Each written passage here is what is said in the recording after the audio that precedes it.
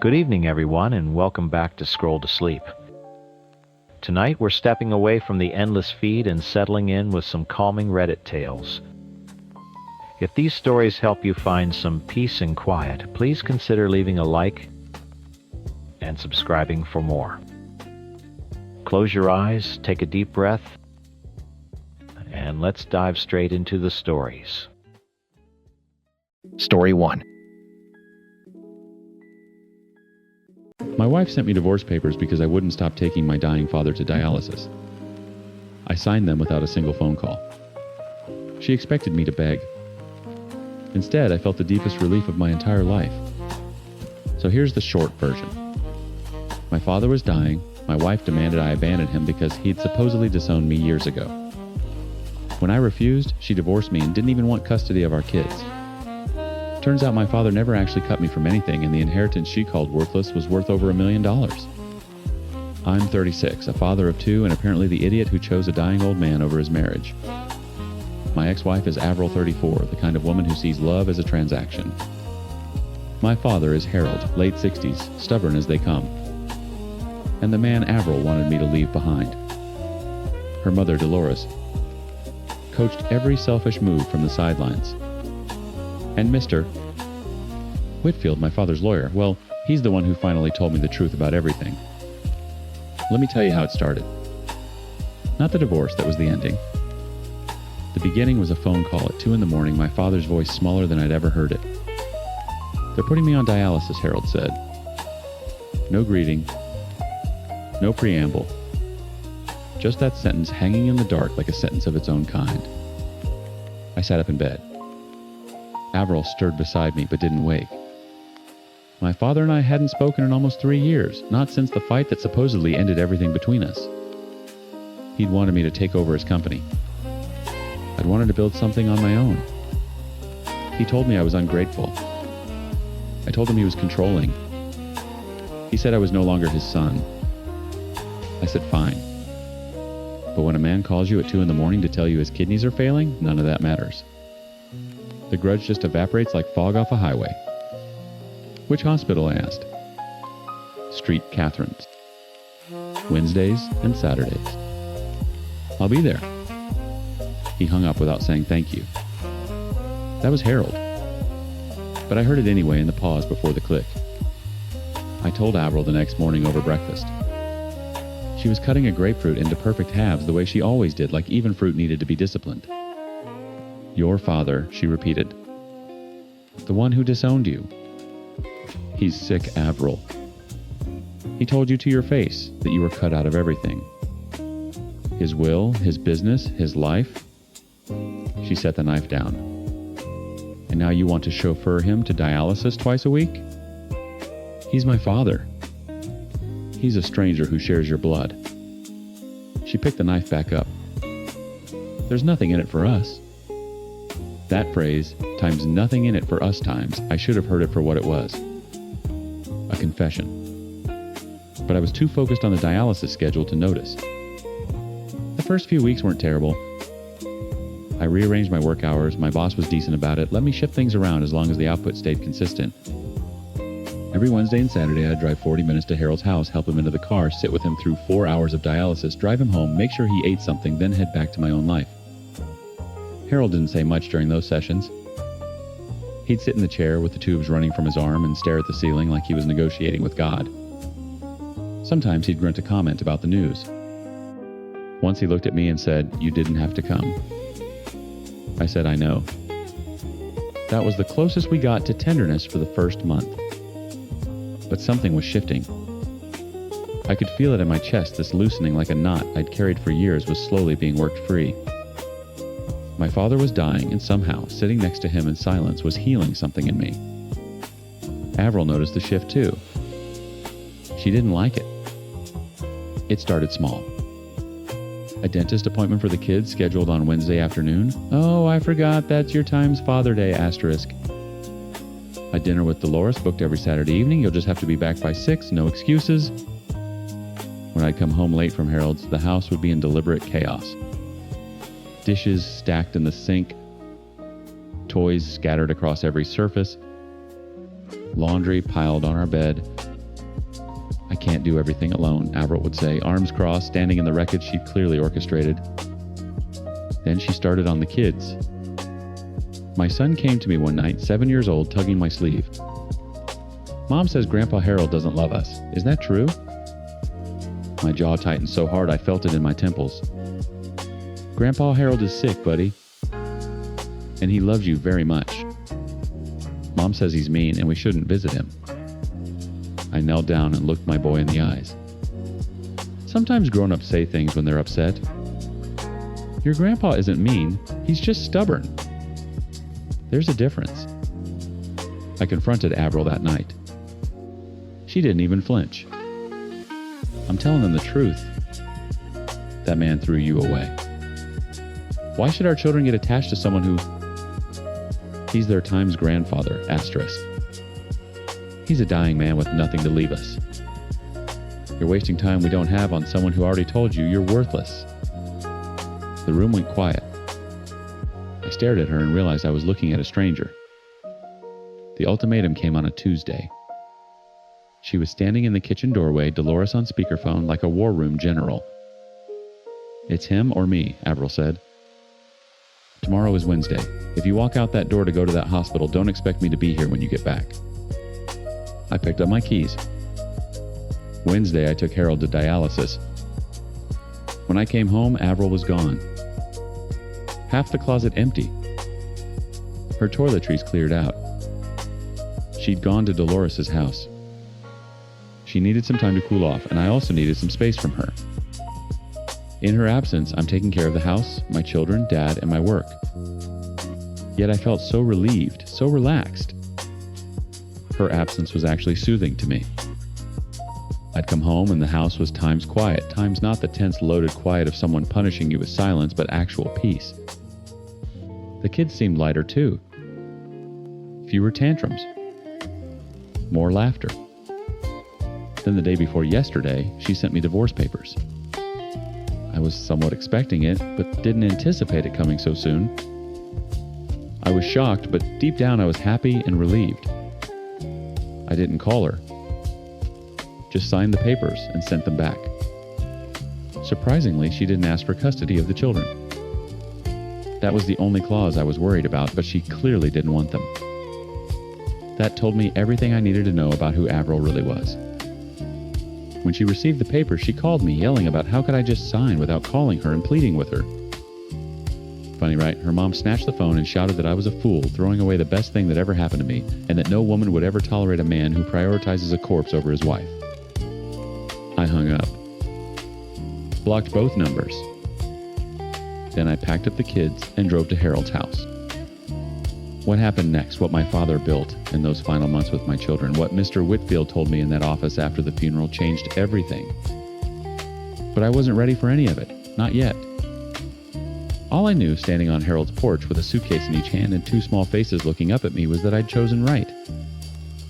I just didn't know how time's right. Harold opened the door before I even knocked. He looked at the suitcases, then at the kids, then at me. His mouth worked like he was chewing on something he couldn't swallow. Spare room's got dust, he said. I'll get sheets. That was Harold's way of saying, time's welcome home. Asterisk. The first week was chaos, the good kind. Harold's house was too big for a sick man living alone, but it was exactly right for two kids who needed room to breathe. My daughter discovered the backyard garden overgrown and wild and appointed herself its caretaker. My son found Harold's old chess set and demanded lessons. Harold, who could barely stand for 10 minutes without gripping a counter, somehow found the energy to sit at that board for an hour every evening, teaching a 7-year-old how to protect his king. I hired a part-time caregiver, a woman named Ruth, who had the quiet competence of someone who'd shepherded many men through their final chapters. She handled the mornings so I could work. I handled the evenings. And somewhere in between, Harold became a grandfather. He'd never met the kids properly before. Avril had made sure of that. Every holiday, every birthday, there was always a reason they couldn't visit. Now there was nothing standing between them, and Harold poured into those children like a man trying to empty himself before the end. He told them stories about my mother who died when I was 12. He showed them photo albums I didn't know he'd kept. One night, I walked past the living room and saw my daughter asleep on his lap, his hand resting on her head, his eyes closed, but his lips moving slightly like a prayer, or maybe just a conversation with someone I couldn't see. I stood in the hallway and pressed my palm against the wall because my knees weren't doing their job. The months folded into each other. Harold's condition didn't improve, we both knew it wouldn't, but it stabilized enough to give us time, real time. Not the frantic, guilt-soaked visits of before, but slow mornings and long afternoons. I stopped rushing. I stopped checking my phone for messages that weren't coming. I started times being there, times not just physically, but all the way. One evening after the kids were in bed, Harold and I sat on the back porch. He was wrapped in a blanket despite it being June. His hand shook when he lifted his tea. "You built something good," he said. "Your job. Your life. Without my money? I had to." "No." He set the cup down carefully. "You times chose times two. That's different." He looked at me, and for the first time in my life, I saw something in his eyes that wasn't judgment or expectation. It was respect. I was wrong to say what I said about disowning you. I was angry and proud. Bad combination. "I know, Dad." "I never changed it," he said. I didn't understand. Changed what? He waved his hand vaguely. "Whitfield knows. When the time comes." I didn't press. He was tired, and I'd learned that the most important conversations with Harold happened in fragments, pieces you had to assemble later after he was gone. He died on a Thursday morning in September. Ruth found him. He looked peaceful, she said, like he'd simply decided he was finished. My daughter picked flowers from the garden and laid them on his nightstand. My son set up the chessboard on the kitchen table with the pieces in their starting positions, like Harold might come back to play. I didn't cry at the funeral. I cried 3 days later alone in his room, holding a flannel shirt that still smelled like him. Mr. Whitfield called me to his office the following week. He was a tall man with silver hair and the kind of handshake that communicated decades of loyalty. "Your father gave me specific instructions," he said, sliding a folder across the desk. "He wanted you to know he never changed the will. Not once. Not after the argument, not after the estrangement. You were always his sole heir." I stared at the documents. The house, the business, investment accounts I didn't know existed. The number at the bottom of the page had 7 figures. He told me he'd disowned me. Mr. Whitfield leaned back. "Harold told a lot of people a lot of things. But he told times me times the truth." He paused. He said cutting you off was the worst bluff he ever made. And that you were the only person stubborn enough to call it and strong enough to walk away. He admired you for it every single day. My hands were shaking. I pressed them flat against the desk. He also said Mr. Whitfield continued with the faintest smile that if your ex-wife comes knocking, I should remind her that the divorce was finalized a full year before the inheritance. And that voluntary surrender of custody is very difficult to reverse. I almost laughed. Harold, even dead, was still 3 moves ahead. Avril showed up 26 days later. I know because I counted. She brought Dolores. They wore black like they'd just come from a funeral they never attended. Avril's eyes were red, not from crying, from rehearsal. "I made a mistake," she said at the door. "I was scared and confused, and You didn't ask for custody of your children, Avril." She blinked. Recalibrated. "I knew they were safe with you. I was, times selfless, times enough to..." You called my dying father a corpse. Dolores stepped forward. Now listen here. She's still the mother of... She surrendered that claim in writing. Mr. Whitfield has the file. Avril's mask cracked. The tears dried up like they'd been turned off at a faucet. I'm entitled to half of that estate. We were married times when we were divorced. A year before. You made sure of it. She stared at me, and I saw it, the calculation behind her eyes, the spreadsheet running the columns, not adding up. She opened her mouth. Closed it. Opened it again. You planned this, she whispered. No, Avril. I just loved my father. That's the part you could never account for. I closed the door. Next month, I'm taking the kids to the Bahamas. My daughter wants to see the ocean. My son wants to build a sandcastle as big as Grandpa's house. I told him we'd try. I took over Harold's company last week. Sat in his chair.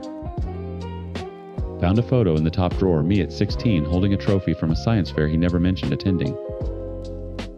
He was in the background of the shot, barely visible, standing behind the bleachers. Watching. Always watching. I set the photo on the desk where I could see it and got to work.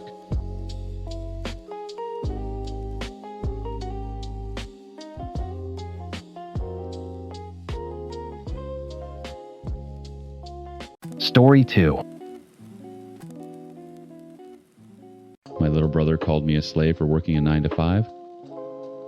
My parents said I was a loss-making deal because I chose journalism over science.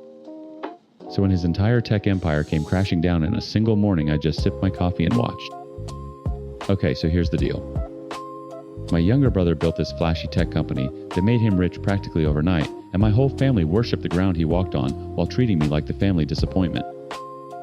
What none of them knew was that my boring loser journalism job would hand me the exact assignment that would unravel everything he'd built, and I didn't even have to break a sweat doing it. Let me introduce everyone. I'm 25 female newspaper researcher. My brother is Jay, 22, self-proclaimed tech genius. My dad, Richard, and my mom, Sunita, are both science professors who basically turned parenting into a performance review. And then there's Margaret, my senior editor, who unknowingly changed everything with one routine assignment. Growing up in the household of 2 science professors sounds impressive, until you realize that every dinner conversation was a peer review and every report card was a grant application. Richard and Sunita didn't ask how your day was. They asked what you'd accomplished. I was a good student. Not extraordinary. Not the kind of kid who made professors gasp. I read constantly, wrote obsessively, and had this quiet, stubborn love for stories for pulling threads until the whole fabric came undone. When I told my parents I wanted to study journalism, my mother's face did this thing where it went completely still, like I'd announced a terminal diagnosis. Journalism, Richard, repeated the word flattening in his mouth.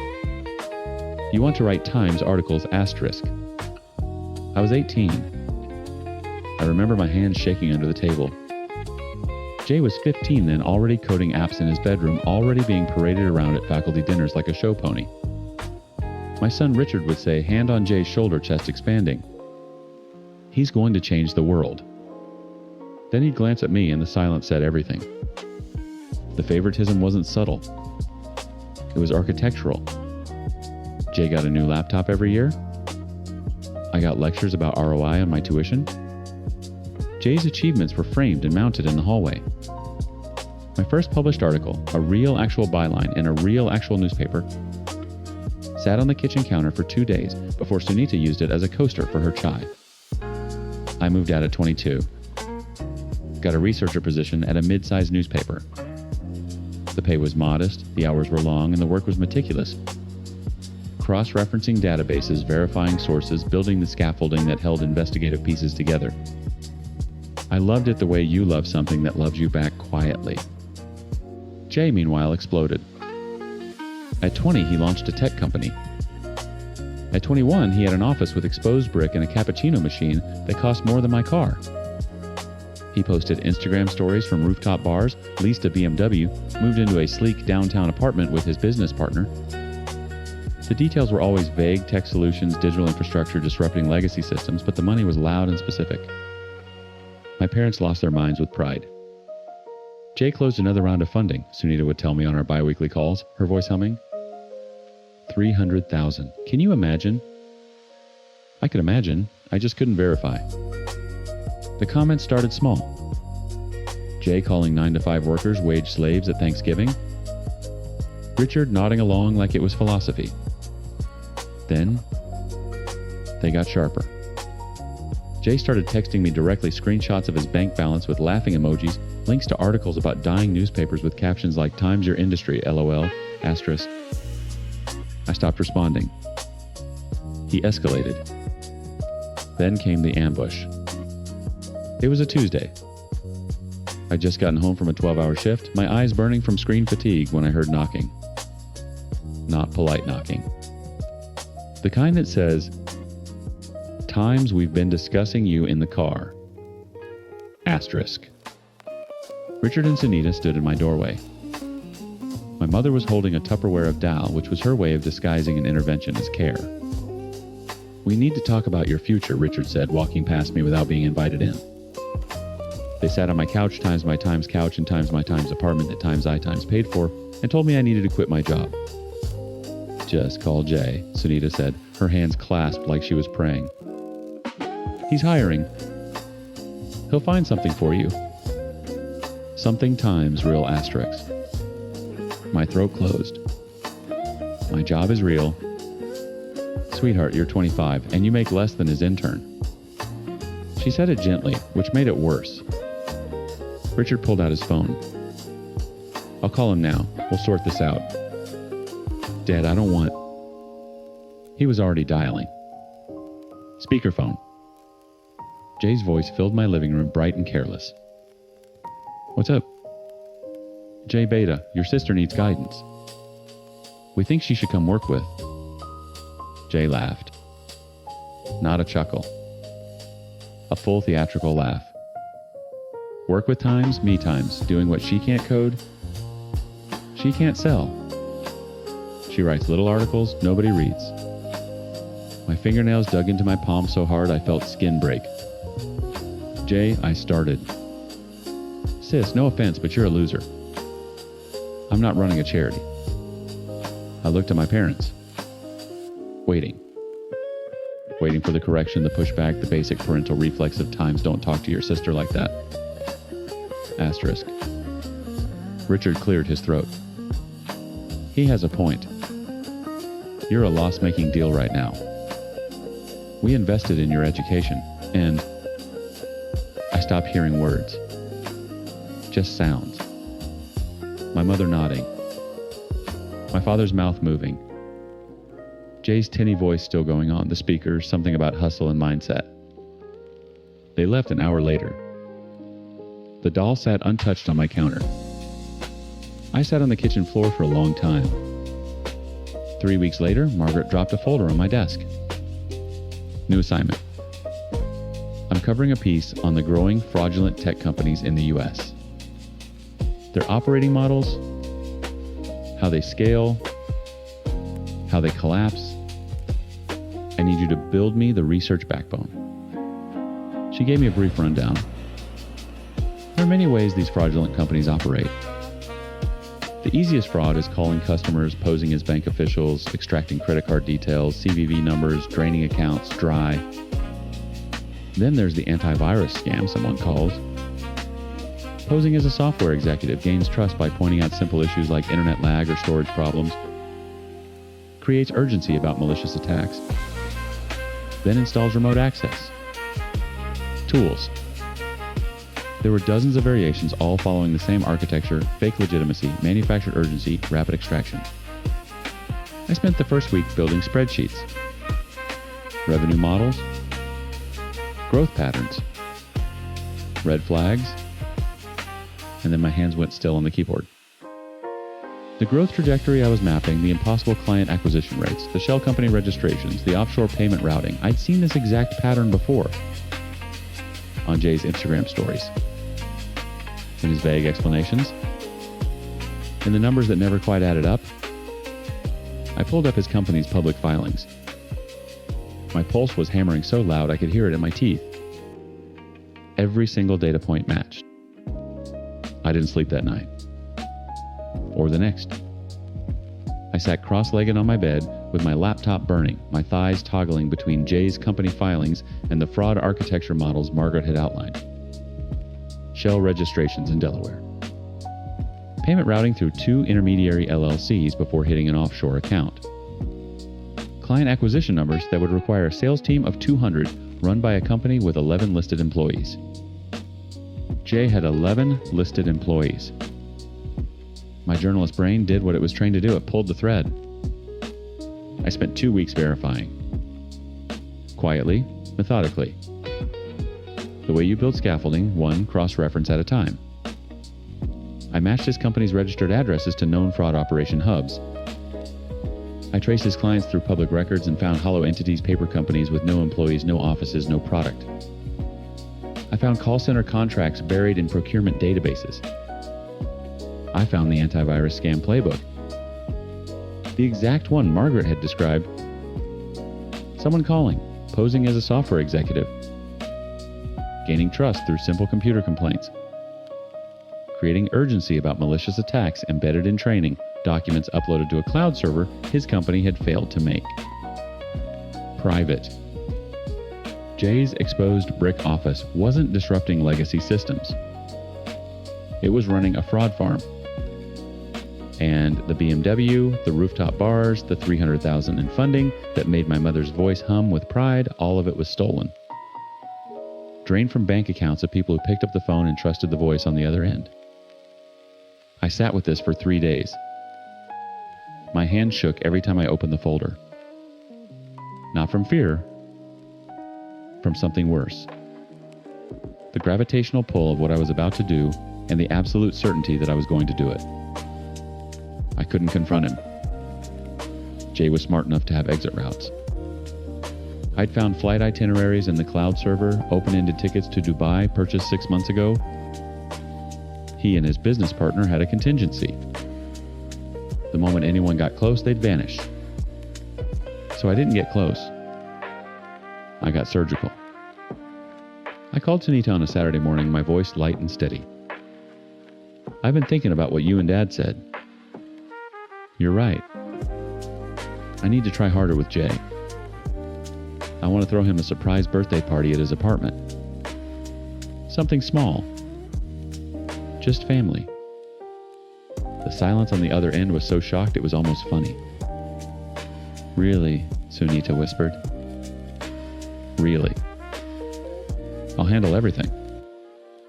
Jay's birthday was 11 days away. I used every one of them. I visited his apartment 3 days before the party, under the pretense of decorating. Jay wasn't home. His business partner let me in, barely looking up from his phone. I moved through the apartment with streamers and balloons, and while I taped gold foil letters to the living room wall, I placed 2 recording devices. One behind the mounted TV, one inside the decorative bowl on the kitchen island. Small, unobtrusive, the kind I'd seen in evidence lockers during a courthouse assignment 2 years ago.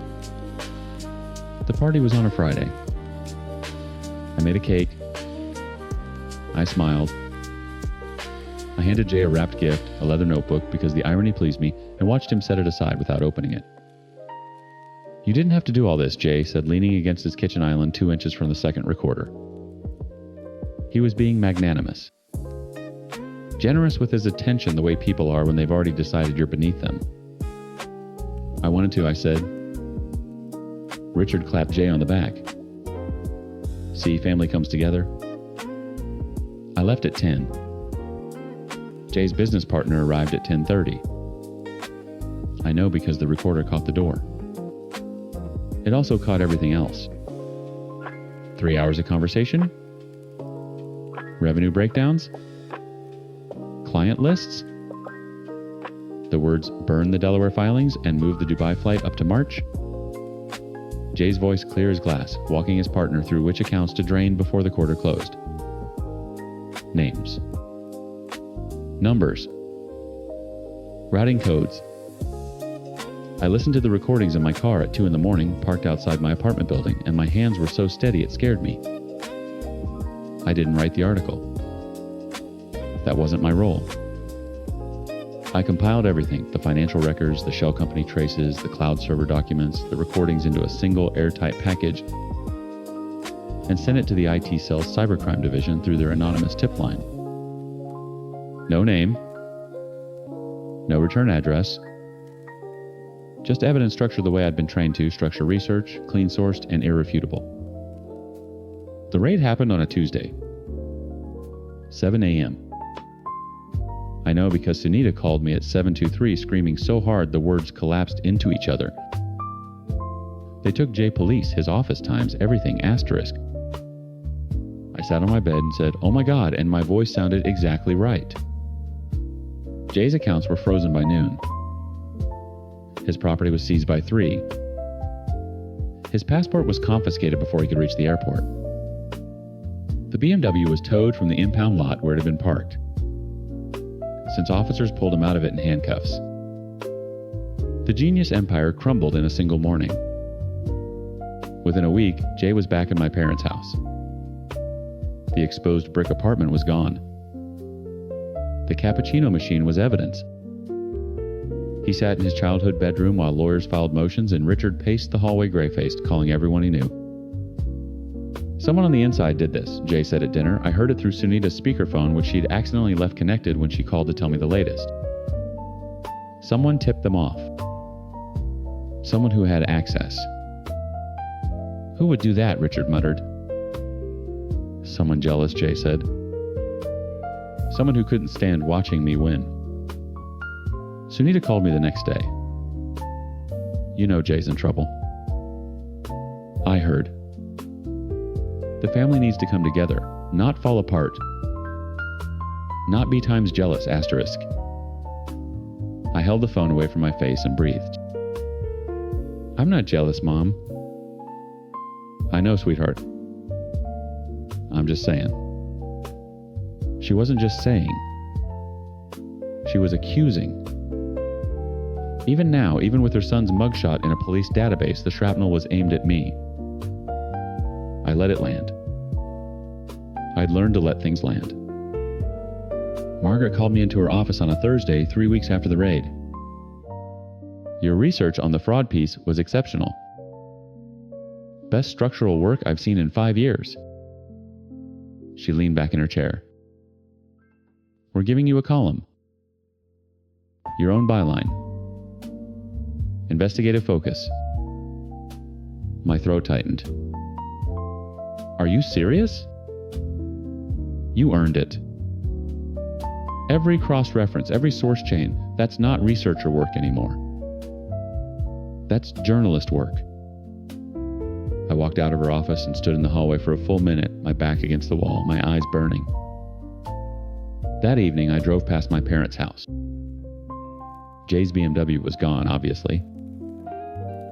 Richard's car sat in the driveway next to Sunita's.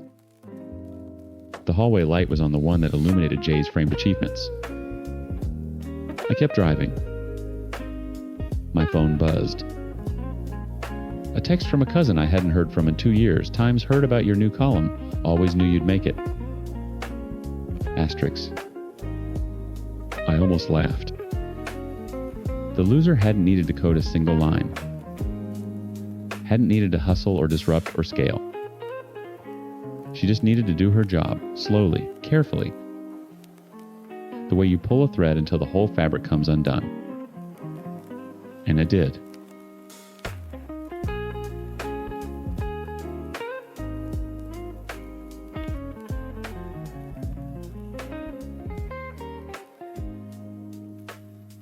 Story 3. Tell me something. If your mother-in-law drove 6 carloads of your belongings to Goodwill while you were at work and your husband's response was, "It's just stuff, would you still be married by sundown?" Now, multiply that by the fact that I'm pregnant for the first time at 36 after years of trying, and this woman was supposed to be here to help me not erase every trace of my personality from my own house. My mother-in-law decided that baby-proofing meant gutting my entire home. My thrifted wardrobe, my book collection, my paintings, my geode collection, all of it gone. And when I finally lost it, my husband took her side. I'm 36, finally pregnant with what doctors called a miracle. My husband is Greg, 41, the kind of guy who genuinely cannot tell blue from purple, and apparently applies that same energy to reading a room. And then there's Dorothy, his 72-year-old mother, who loves so hard it leaves the crime scene. Let me give you the backstory because it matters. Greg and I tried for 4 years. 2 rounds of IVF, 1 miscarriage that nearly broke us both.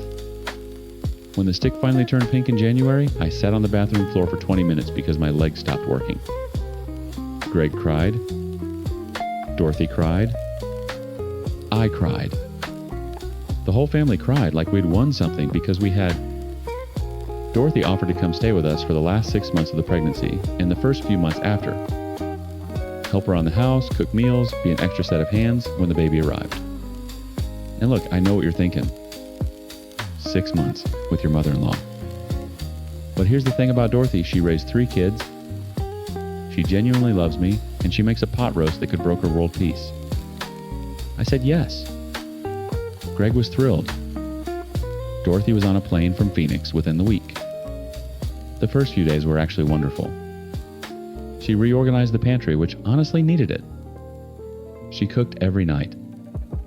She fussed over me in that grandmother way that feels warm when it's in small doses. She'd put her hand on my belly and say, "This baby's going to have the best life," and I believed her. Then I started noticing things. Small things. A throw pillow I loved disappeared from the couch. I asked Greg. He shrugged. I asked Dorothy. She tilted her head like a bird. "Oh, that old thing. It was so faded, sweetheart."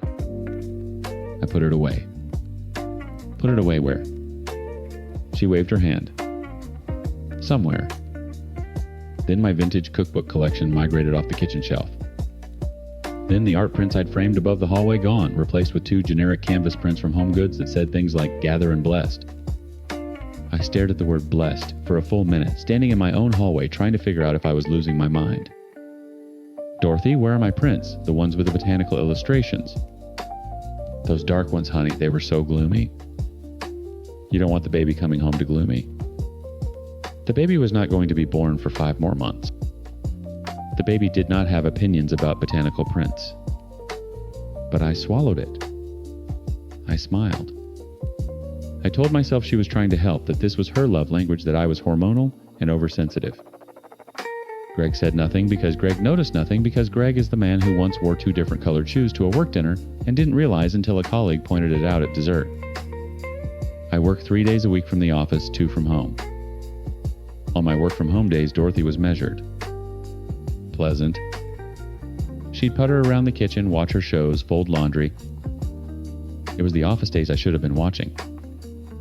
The first real gut punch came on a Tuesday. I got home at 5:30 and my closet was half empty. Not Greg's side. My side. My thrifted vintage blouses. The denim jacket I'd found at an estate sale in Vermont with the original 70s stitching. My collection of band tees from every concert I'd been to since college. Gone. Replaced by a neat row of what I can only describe as maternity basics from someone who thinks pregnant women should dress exclusively in beige. Dorothy. My voice was doing that thing where it gets very calm and very quiet, which Greg should recognize by now as the sound before the storm. Where are my clothes? She looked up from her crossword puzzle, smiled. Sweetheart, none of those were going to fit you in 2 months anyway. I took them to Goodwill and picked up some things that'll actually work with your belly. You'll thank me. My hands were shaking. I pressed them flat against my thighs. You donated my clothes. Without asking me. They were old, honey. Some of them had holes. Those were Time's vintage asterisk. Vintage is just a nice word for used. I went to bed that night without saying a word to Greg. He didn't ask why. Over the next 2 weeks, the house hemorrhaged. My book collection thinned by half. My paintings, the watercolor I bought from a street artist in Savannah on our honeymoon, the abstract piece my college roommate made me, the small oil painting of a storm over Lake Michigan that I'd saved 3 months to afford, all removed. My geode collection, the one I'd been building since I was 14, the one that included a piece my late grandmother gave me the Christmas before she died, boxed up and gone. 6 carloads. I would later learn it was 6 carloads to Goodwill over the span of 10 business days, executed with military precision during my office hours. She redecorated as she went. Neutral tones. Baby-safe corners on tables the baby wouldn't touch for a year. Cabinet locks on cabinets the baby couldn't reach for 2 years. She was baby-proofing a house for an infant that didn't exist yet, and she was using my life as the raw material she cleared to make room. The day everything broke, I came home early. 2:15 on a Thursday. Prenatal appointment got canceled. I pulled into the driveway, and there was Dorothy walking out my front door with a black garbage bag in each hand. She froze when she saw me, and I saw poking out of the top of the left bag the spine of my grandmother's Bible and the edge of my favorite quilt. I didn't move. Dorothy didn't move.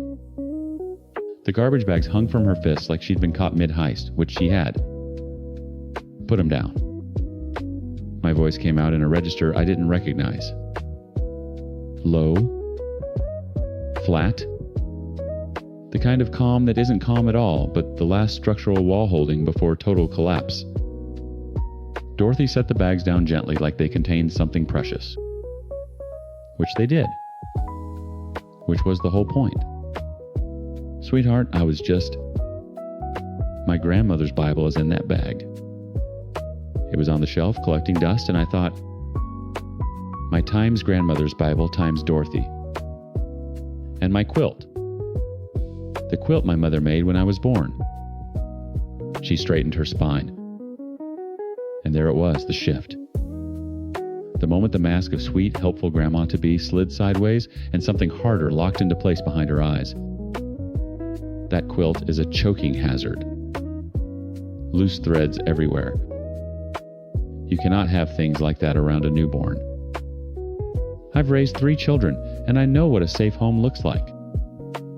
This, she gestured behind her at the house times my times house. This was a cluttered mess. I've been trying to help you, and all you do is... get out. She blinked. Excuse me. Get out of my house. Right now. Today. You don't mean that. I'm standing in my own driveway watching you carry my dead grandmother's belongings to the trash, Dorothy. I have never meant anything more. She laughed. Actually laughed. That short, dismissive exhale that mothers-in-law deploy when they've decided you're being hysterical. You're hormonal, honey. Sit down, have some water, and I'm calling you a cab. I'm booking you a hotel. You can fly home tomorrow, or you can stay at the Marriott until Greg sorts your ticket. But you are not sleeping in this house tonight. I pulled out my phone. My hands were shaking so badly I had to use my thumbprint 3 times before it unlocked. I booked the room. I called the taxi. Dorothy stood on the porch and watched me do it, her mouth opening and closing like she was buffering. The cab came in 11 minutes. She got in without her suitcase. I told her I'd have Greg bring it. She looked at me through the window with an expression I will never forget. Not anger, not hurt, but genuine bewilderment. Like she truly could not fathom what she'd done wrong. I sat on the porch steps until Greg's headlights swept the driveway at 6:15. He found me there, surrounded by the 2 garbage bags I'd ripped open. My grandmother's Bible, the quilt, 3 of my band tees that had somehow survived the first purge, a ceramic bowl I'd made in a pottery class with my best friend, the remnants of a life she'd deemed unworthy of the baby she'd already decided was hers to prepare for. Where's Mom? The Marriott on 5th. What? Why? I told him. All of it. The closet. The books, the paintings, the geodes, the 6 carloads to Goodwill, the systematic, methodical erasure of everything I'd spent years collecting, curating, loving. I told him about the grandmother's Bible in the garbage bag, and I watched his face for the moment it would land. It didn't land. Okay, he said slowly. But she was trying to help. She's excited about the baby. And you kicked her out, my 72-year-old mother, into a cab. Something cracked inside my chest, not my heart. Something structural. A load-bearing belief I'd carried for 12 years of marriage. That when it mattered, he would see me. Greg. She threw away my grandmother's Bible. It's just stuff. She didn't mean... Say that again. He didn't. He had the self-preservation instinct for that, at least. But the damage was already a crater between us. He went to the hotel. I slept alone in a house that no longer looked like mine. It took him 2 days. 2 days of silence, of me not calling, of him sitting in a hotel room with his mother while she presumably gave her version of events, before he came home and sat across from me at the kitchen table and said, I talked to my mom. And then I talked to Marcus. Marcus. His best friend. The one person who's never afraid to tell Greg he's being an idiot. Marcus asked me how I'd feel if someone threw away my dad's fishing rod. The one in the garage. I watched his face change. Watched the understanding arrive like weather. I told him I'd lose my mind, Greg said quietly. And he said, so why is your wife's stuff different? He said it was just stuff and he didn't think I cared that much. He said he literally has zero opinion about my decor or collections. I believe him because this is the guy who doesn't know the difference between blue and purple. So he said that's why he thought I overreacted. Because in his mind, it's just stuff and not nearly as important as his mother's feelings. But Marcus made him see it wasn't about the objects. It was about someone walking into my life and deciding which parts of me were worth keeping. Dorothy came back 4 days later. She sat at my kitchen table and I laid it out. She could help. She could cook, organize, baby-proof times with times me. Not over me. Not behind my back. You're the child's mother, not her. Although it's nice of her to want to help, she needs to learn that she's a guest in your home. I said that last part almost verbatim. She cried. I think it was real. Most of the stuff is gone forever. 6 carloads to Goodwill don't come back. But my geode collection, I'd photographed every piece for insurance years ago. I've already found replacements for 3 of them. My grandmother's Bible survived the bag. The quilt survived the bag. And the baby, when she arrives, will come home to a house that looks like her mother lives in it. That's the part that matters. That's the part I almost lost.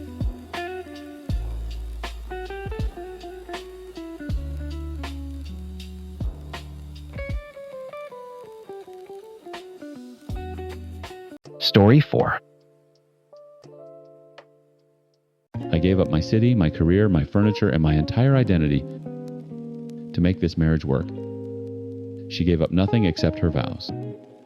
So here's the short version. I uprooted my whole life to marry a woman who threatened to divorce me nearly every single day, criticized every breath I took, and when I finally found the courage to leave, I discovered she'd been having affairs the entire time. One of which already got her fired from her last job. When I packed my bags, she dropped the mask completely and showed me exactly who she'd been all along. I'm a guy in my early 30s who thought love meant sacrifice. My wife is Danielle. And my dad, quiet, steady, never one for drama, ended up being the only safe place I had left when everything came crashing down. Let me take you back to where this started. When I first met Danielle, she made me feel like the only person in any room we walked into. She had this way of locking onto you with her full attention, eyes wide, leaning in, remembering every word you said 3 weeks later and bringing it back like a gift. I'd never experienced anything like it. Within 2 months, she told me I was the only person who'd ever truly understood her. Within 4, she was talking about marriage. Within 6, I was looking at rings. She'd been upfront about the BPD diagnosis early on. I respected that. I read about it. I thought I understood what it meant. Mood swings, sensitivity to rejection, intense emotions. I told myself those things described half the people I knew. I told myself love was a choice and I was choosing her. What I didn't tell myself, what I buried under optimism and ring shopping, was the quiet knot in my stomach that tightened every time she raged at a waiter or went cold on me for 12 hours because I texted back too slowly. Or described her previous relationships like war zones where she was the only civilian. My gut was screaming. I smiled over it. We got married. I left my city, my job, my apartment, my friends, even my furniture. She didn't want any of it in our place. I told my dad I'd be fine. He hugged me at the door, held on a beat too long, and said, "You know where I am." That was his way. For the first few months, I caught glimpses of the woman I'd fallen for. Brief flashes. A Saturday morning where she'd curl into me and whisper that she couldn't believe she'd found me. An evening where we cooked together and she laughed so hard, she cried. I held on to those moments like oxygen tanks, rationing them, telling myself the hard parts were just adjustment. Then around month 8, something shifted. Not gradually, like a switch. She started picking apart everything. The way I loaded the dishwasher. The way I pronounced certain words. The way I sat on the couch, too relaxed apparently, like I didn't care about our home. I'd come back from a 12-hour shift at a job I'd taken just to be near her, a step down from what I'd left behind, and she'd greet me with a list of failures. "You know what your problem is," she said one night, arms crossed in the kitchen doorway. "You don't try. You never try." I'd moved across the state for her. I'd sold my couch, my bed, my bookshelves. I was standing in a kitchen I didn't choose in a city where I knew no one, working a job I didn't want. "I'm trying right now," I said. "No. Your time's existing. Asterisk. There's a difference."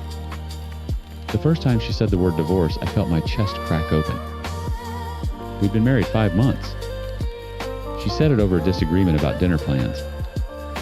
I stood at the counter with my hands flat on the granite, pressing down like I could anchor myself to something solid, and I thought, times. She doesn't mean it. She's upset. This is the BPD. Asterisk. She meant it enough to say it again the next week.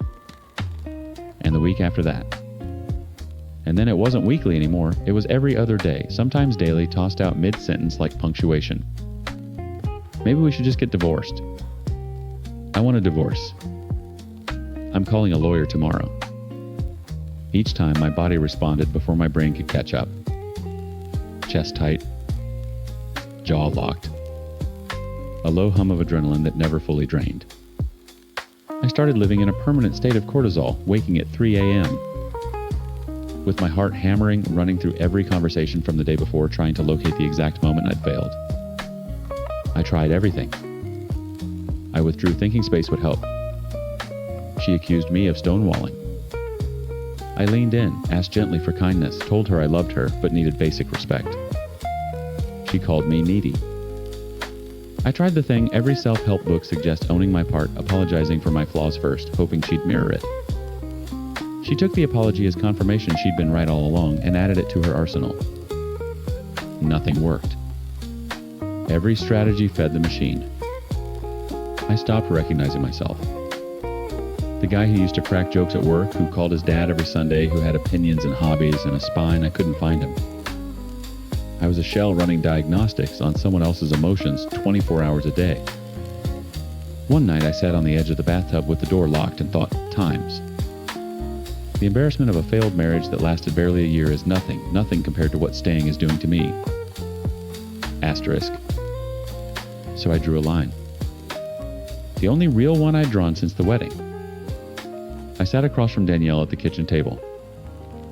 My hands were steady for the first time in months. Things have to change, I said. The threats, the contempt, the way you speak to me, it has to stop.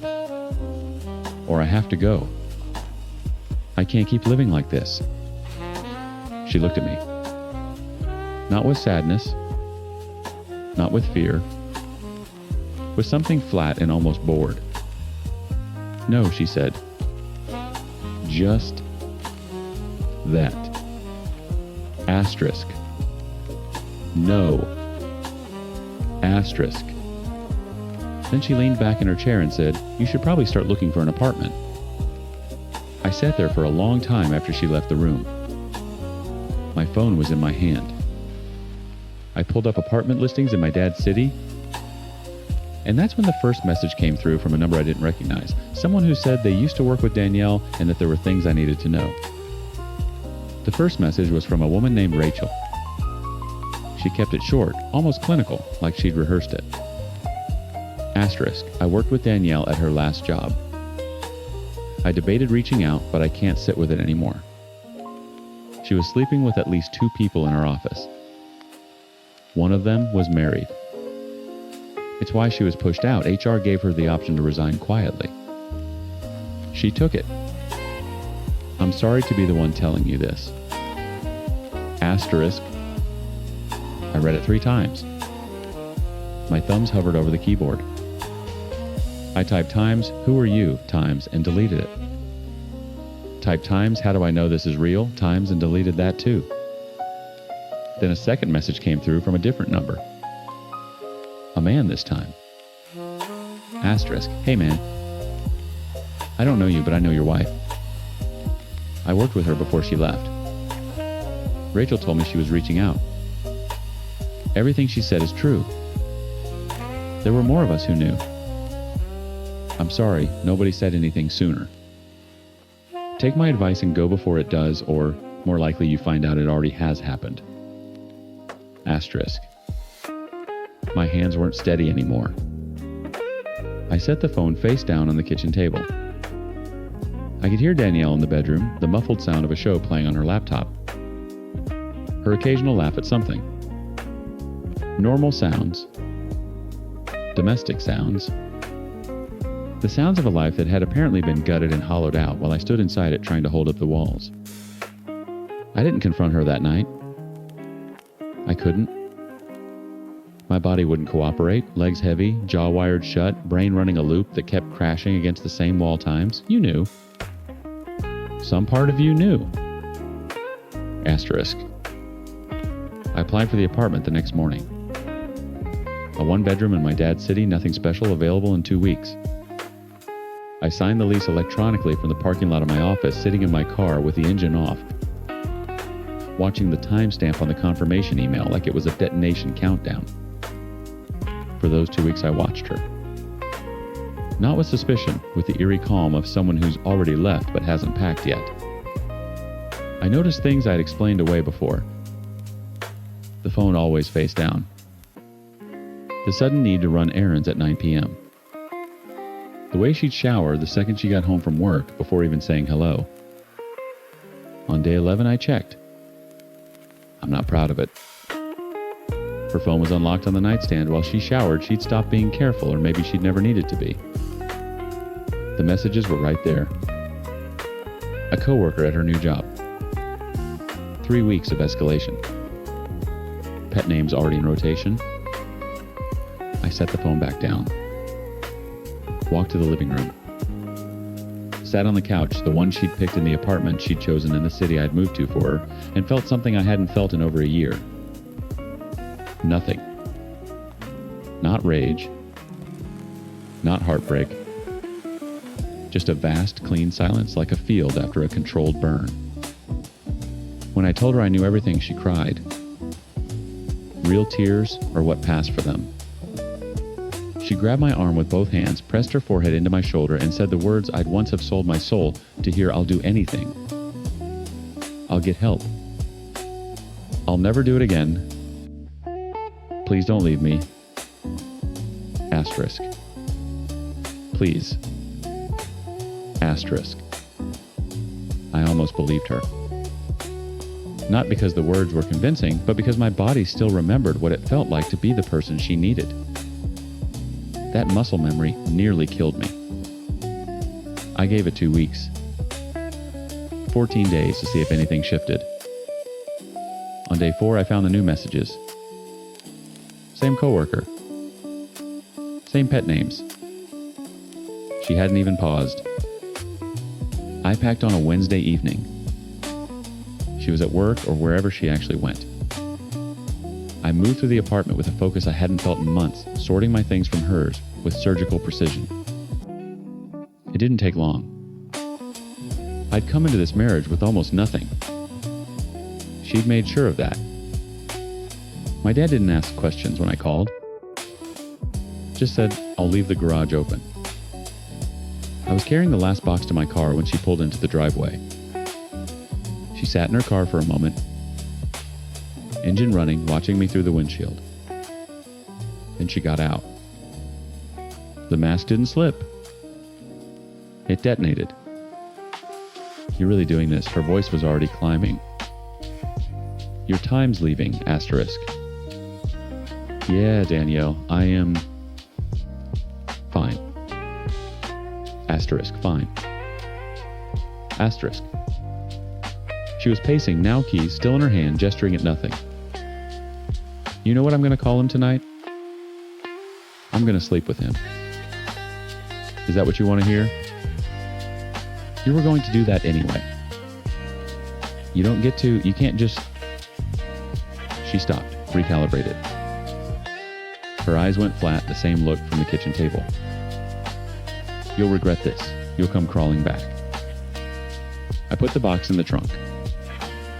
Closed it. Turned around. Tell the new guy good luck, I said. He's going to need it. I drove 90 minutes to my dad's place with the windows down. The air tasted different. Sharper. I kept taking deep breaths, like my lungs were remembering how to expand fully. The divorce finalized 4 months later. She didn't contest it. I think she'd already found her next supply, someone to idealize, to consume, to eventually hollow out the way she'd hollowed me. I couldn't save that person. I could barely save myself. I moved back to my city, rebuilt from the foundation, got my old job back, different title, same people, same respect I'd walked away from, called my dad every Sunday again, started running not because I wanted to, but because my body needed to discharge a year's worth of stored adrenaline, and by mile 3 each morning the intrusive thoughts would quiet down to a manageable hum. The rumination was the hardest part. Not the sadness, the times, loops, asterisk. Replaying conversations, rewriting my lines, prosecuting myself for staying so long. I started setting a 5-minute timer. When it went off, I was done. Moved on. Did something physical. The next week, 4 minutes. Then 3. It worked. Slowly, clumsily, but it worked. I learned to love solitude. Not tolerate at times, love times it. An empty apartment where no one criticized how I loaded the dishwasher. A Saturday with no landmines. Silence. That was actually silent, not the loaded quiet before an explosion. Only she could decide to get help, and she wouldn't, not while someone was there to absorb the chaos. No matter how much I'd begged, I needed to look after me for a change. I needed to get me back so I could find a woman who could love me back.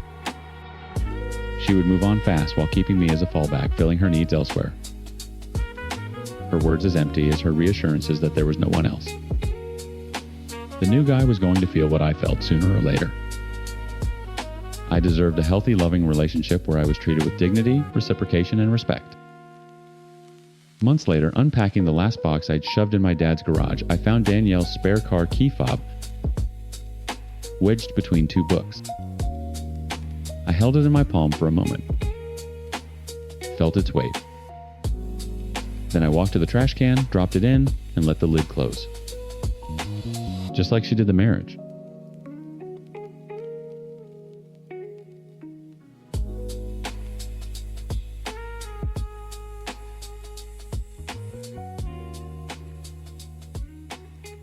Story 5. My best friend asked me to plan her entire wedding. 5 events. On my dime. Then she told me I wasn't allowed to actually attend any of them because her fiance once called me pretty. So, I'm supposed to be the architect of a wedding I'm banned from. And when I pushed back, she just kept texting me venue options like I hadn't said a word. What I uncovered that night about what she'd been saying behind my back, about the blacklist she kept, about the private trauma she'd been passing around, like party gossip, detonated not just her engagement, but friendships I'd been pouring into for years. Here's the cast. I'm mid-20s female, apparently everyone's favorite unpaid event planner and emotional punching bag. Danielle is the bride. Ryan is her fiance, who honestly deserved better from the jump. Rachel is our mutual friend with receipts, literal receipts. And Kim is my actual best friend, the one who reminded me what real friendship is supposed to feel like.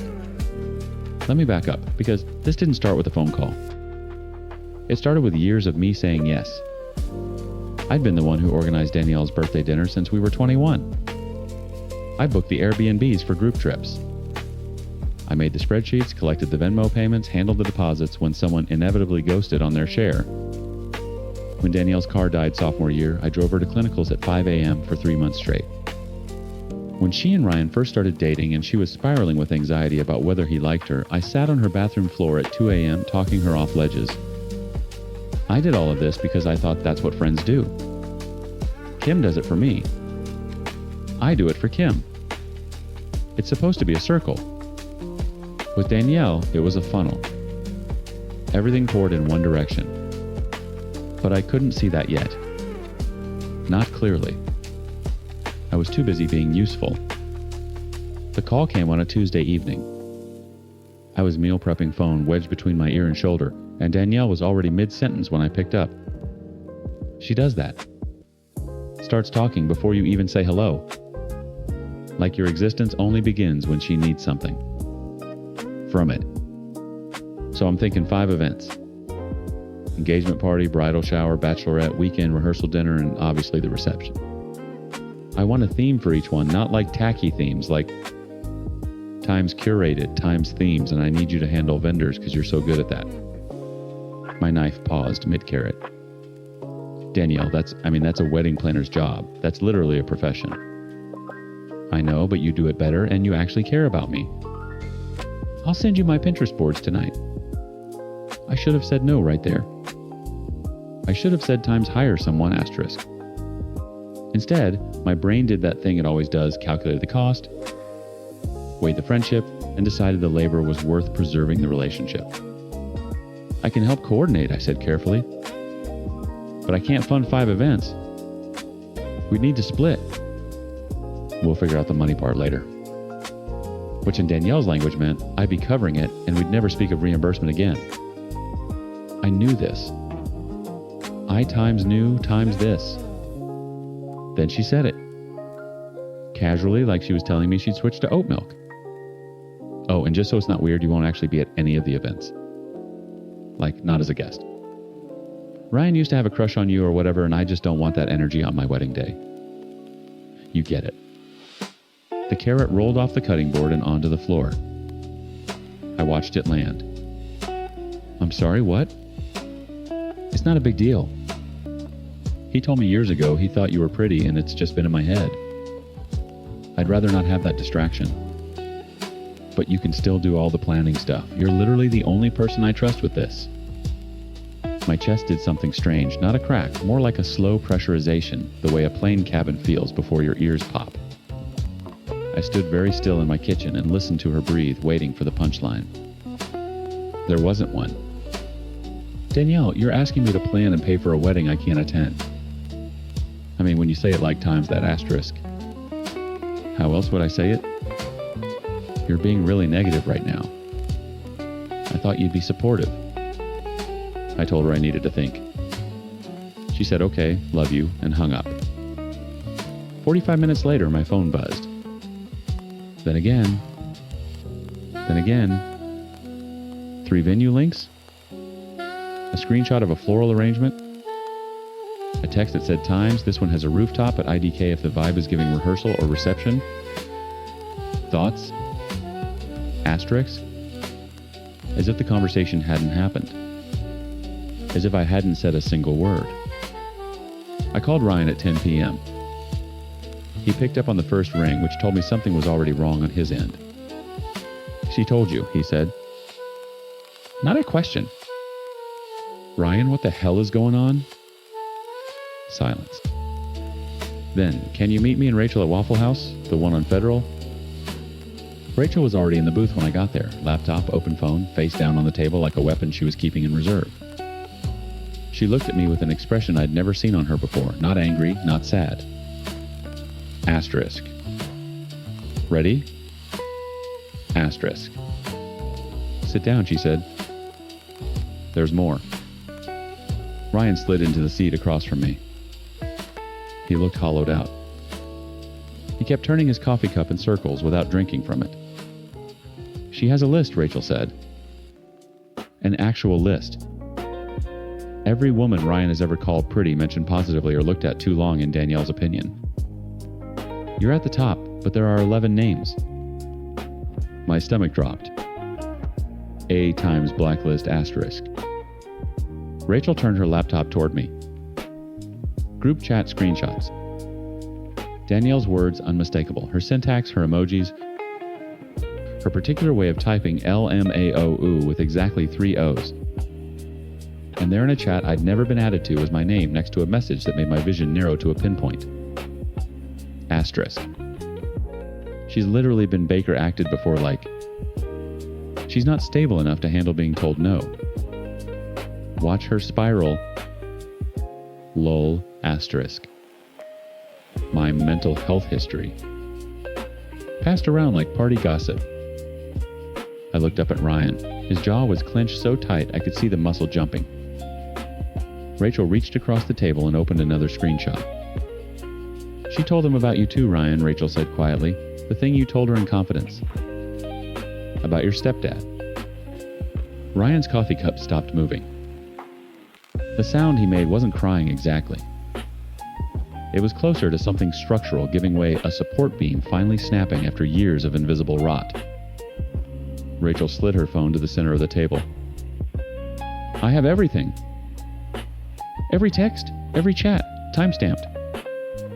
She looked at me. I looked at Ryan. Ryan wiped his face with the back of his hand and said 5 words that changed everything. Put it in the group chat. I didn't warn anyone. I didn't write a preamble. I didn't craft some diplomatic message about having a difficult conversation. I just opened the group chat, the main one, 23 people, the one Danielle herself had named Ride or Dies, and I started uploading.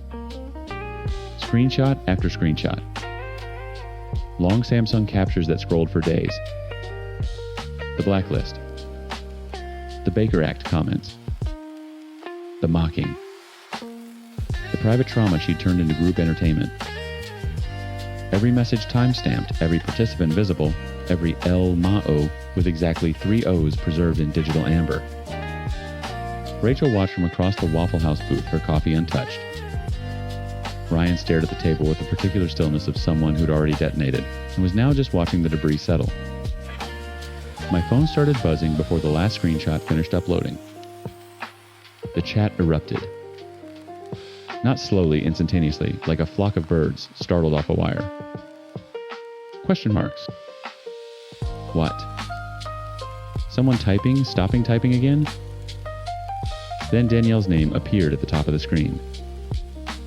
Asterisk. This is so out of context. LOL asterisk. Then times. She's literally doing this because she's mad she wasn't invited. Asterisk. Then, when no one responded to that times, it was a joke. Get over it. Asterisk. Ryan's phone buzzed. He looked at it, showed me the screen. Danielle, times. Baby, call me right now. She's manipulating you. You know how she is. Asterisk. He typed 4 words times keep the ring. We're done. Asterisk. Then he blocked her. Right there in the booth syrup sticky table between us, a waitress refilling waters 3 feet away, like the world wasn't rearranging itself. He blocked her and set his phone face down and pressed both palms against his eyes. I told her about my stepdad on our 6-month anniversary, he said, into his hands. I'd never told anyone, I thought. His voice cracked. I thought that's what you do when you love someone. Rachel put her hand on his arm. She didn't say anything. She didn't need to. The fallout took 12 hours. By morning, Danielle's damage control campaign was in full swing. Her angle was that I was upset I wasn't invited, and that's why I was sabotaging her and Ryan. She was telling everyone who would listen that she felt Ryan valued me above her, so that's why she initially didn't want me there, and that she'd invite me if I talked Ryan out of leaving her and let her pick my outfit. The audacity of that offer times let me dress you like a doll and you can earn your way back into my wedding times would have been funny if it weren't so clarifying. Because here's what her it's a joke, get over it mindset actually did. It revealed far more about those considered friends and associates than I'm comfortable admitting. People I'd ignored red flags from to keep mutuals. People I genuinely missed the truth about because I was too busy being useful to look up. The messages came in waves. Some people were horrified, supportive, furious on Ryan's behalf. But 4 of them, 4 out of 15 people I'd considered close, responded with variations of the same deflection. Asterisk. I mean, she's always been like that. You knew what she was. Asterisk. Asterisk. This feels like drama I don't want to be in the middle of. Asterisk. Asterisk. You're kind of blowing this up for no reason. Asterisk. And then in a separate thread I was added to, accidentally before being quickly removed, the truth had been circling for years. One admitted she'd only maintained the friendship because I always drove. Another said I was useful for trip planning. A third referenced the free babysitting I'd done for her son 47 times. I'd counted once during an insomniac, 3 a.m. as though it were a service she was entitled to. The fourth said, and I quote, "She's great for double dates because she makes everyone look low maintenance by comparison." I read that last one sitting on my bathroom floor. The same bathroom floor where I'd talked Danielle through her anxiety about Ryan. The same position, the same tile cold against my legs, except this time no one was sitting with me. I called Kim.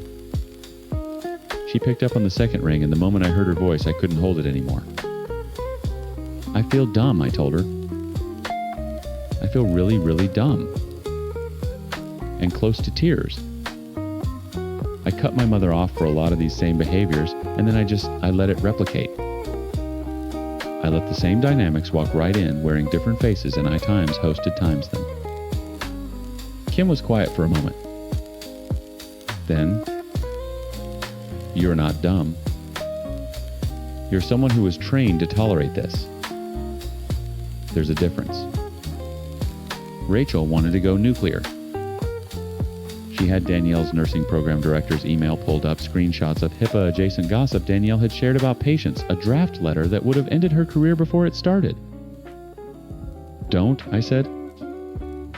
"She weaponized your Baker Act." "I know. And I'm not going to become someone who weaponizes back." Rachel stared at me for a long time. Then she closed the laptop. I blocked Danielle that afternoon. Then the 4. 5 contacts removed in under a minute. Years of one-directional friendship erased with 5 thumb movements. Ryan texted me that night, "Times I think I picked her because she felt familiar. I think that's the worst part." Asterisk. I knew exactly what he meant. The way abuse teaches you to recognize its rhythm as love. The way you keep finding yourself in the same room with different furniture. There are people I need to cut off. Surprisingly, it's a small number. 4 of the 15 are genuinely gone. The rest are navigating their own reckonings with what they witnessed, and I'm giving them space to do that. I'm not going to send Danielle's text to her nursing school. I'm not going to write a public call out. I'm not going to do any of the things the internet would find satisfying. I'm going to sit with the quiet, aching fact that I was everyone's workhorse and almost no one's friend, and I'm going to learn slowly, imperfectly with Kim on speed dial, to stop building my worth out of what I can do for people who would never do it for me. The carrot is still on my kitchen floor. I haven't picked it up yet. I'm not sure why that detail matters, but it does.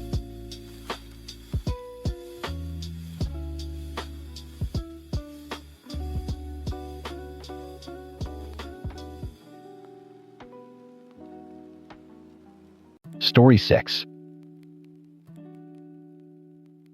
The text from my sister Chloe was like a notification from a ghost. We hadn't really spoken, not in a real way, in almost 3 years. Our relationship existed in the form of obligatory holiday texts and the occasional awkward wave across a parking lot if we happened to be visiting our parents at the same time. Asterisk. You're invited to our engagement party times, the text read, followed by a link to a pastel-colored Evite. My first thought was, times, she invited me, times. My second was, times, why asterisk. Growing up, I was the golden child. I didn't ask for the title, and I sure as hell didn't want it. It just happened.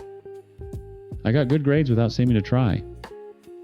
I was good at sports. Teachers liked me. It was effortless, which according to Chloe was the most offensive part. She had to fight for every A, every bit of praise, while I just coasted. Our parents never said it, not in so many words, but the dynamic was baked into the foundation of our family. I was the easy one. She was the difficult one.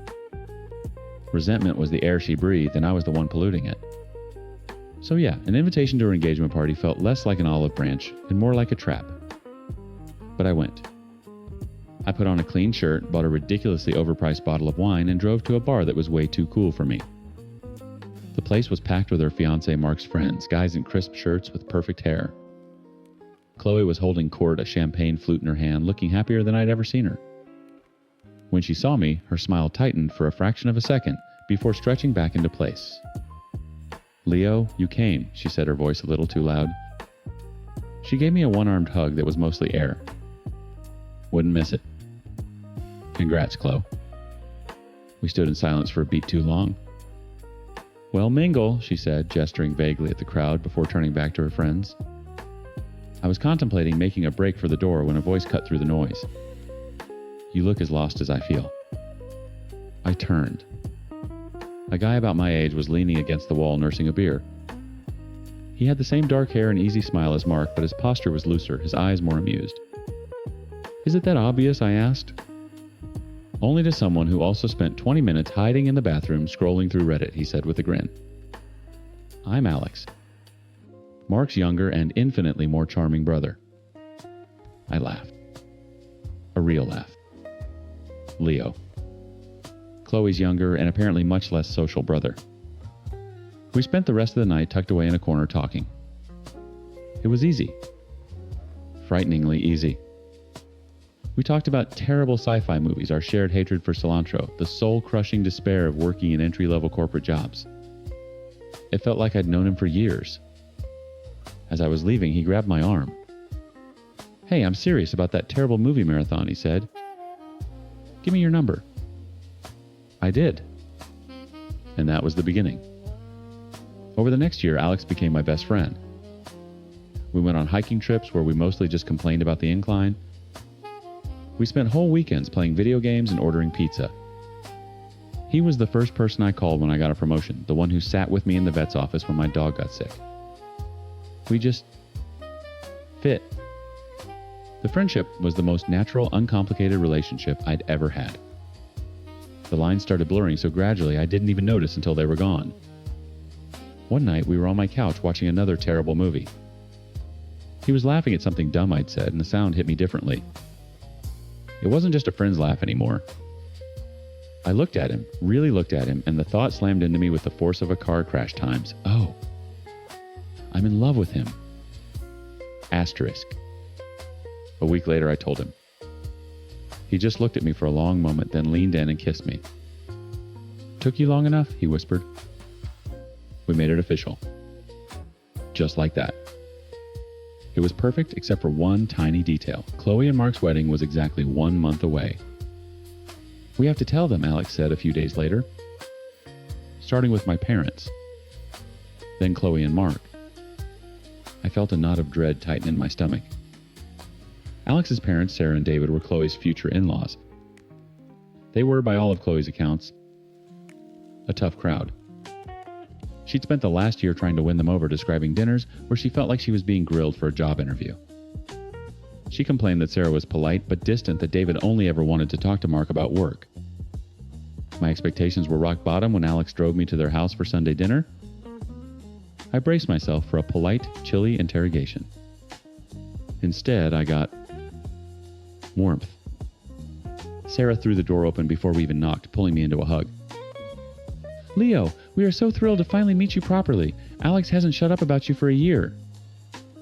David shook my hand firmly, a genuine smile on his face. Any guy who can convince Alex to go hiking is a miracle worker in our book. Come in, come in. Dinner wasn't an interview. It was a welcome. They asked about my job, my dog, my family. Sarah laughed at my stupid jokes. David and I got into a deep, nerdy conversation about old vinyl records. When Alex reached for my hand across the table, Sarah just smiled at us, her eyes shining. It's just so wonderful to see him this happy, Leo, she said, her voice soft. Thank you. I felt like I could fly. I was being welcomed into a family, no questions asked, no test to pass. It was everything I didn't know I was missing. The next day, still buzzing, I called Chloe. Hey, I said, when she picked up. We need to talk. It's about me and Alex. There was a dead silence on the other end. Chloe. What about you and Alex, she asked, her voice flat and cold. We're together, I said, the words tumbling out. We're a couple. And I just had dinner with his parents, and they were amazing. So nice. Another long pause. Then a short, bitter laugh. Of course they were, she said, the words dripping with something I couldn't quite place. Of course they were nice to times, you asterisk. The comment was weird, unsettling, but I was too caught up in my own happiness to fully process it. My mind immediately went to problem-solving mode, the role I'd always played. Asterisk. She's just stressed about the wedding. She's had a hard time with him. Maybe I can help. Asterisk. The idea felt brilliant, a way for us to finally connect. I could bridge this gap. We could bond over them, our shared new family. Listen, I know you said they can be a little tough. I started my voice full of a naive, stupid optimism. But I think I cracked the code. You'll never guess what Sarah and I were talking about. Her favorite Tyler is Octavia Butler. We talked about times, kindred times, for like 20 minutes. She said you'd never mentioned you read her. The silence on the other end of the line was heavy, suffocating. It wasn't an empty silence. It was full of something ugly. Chloe. You have to be kidding me, she finally whispered, her voice dangerously low. What I was just saying. Stop, she cut me off. Just stop. Do you hear yourself? Do you have any idea how you sound right now? The warmth from my perfect evening began to curdle in my stomach. I don't know what you're talking about. Of course you don't, she spat, and the bitterness I'd heard earlier came back, now amplified a tidal wave of it. You never do. It's always so times easy, times for you, Leo. You just float through life and everything falls into your lap. Perfect grades are parents' adoration, and now this.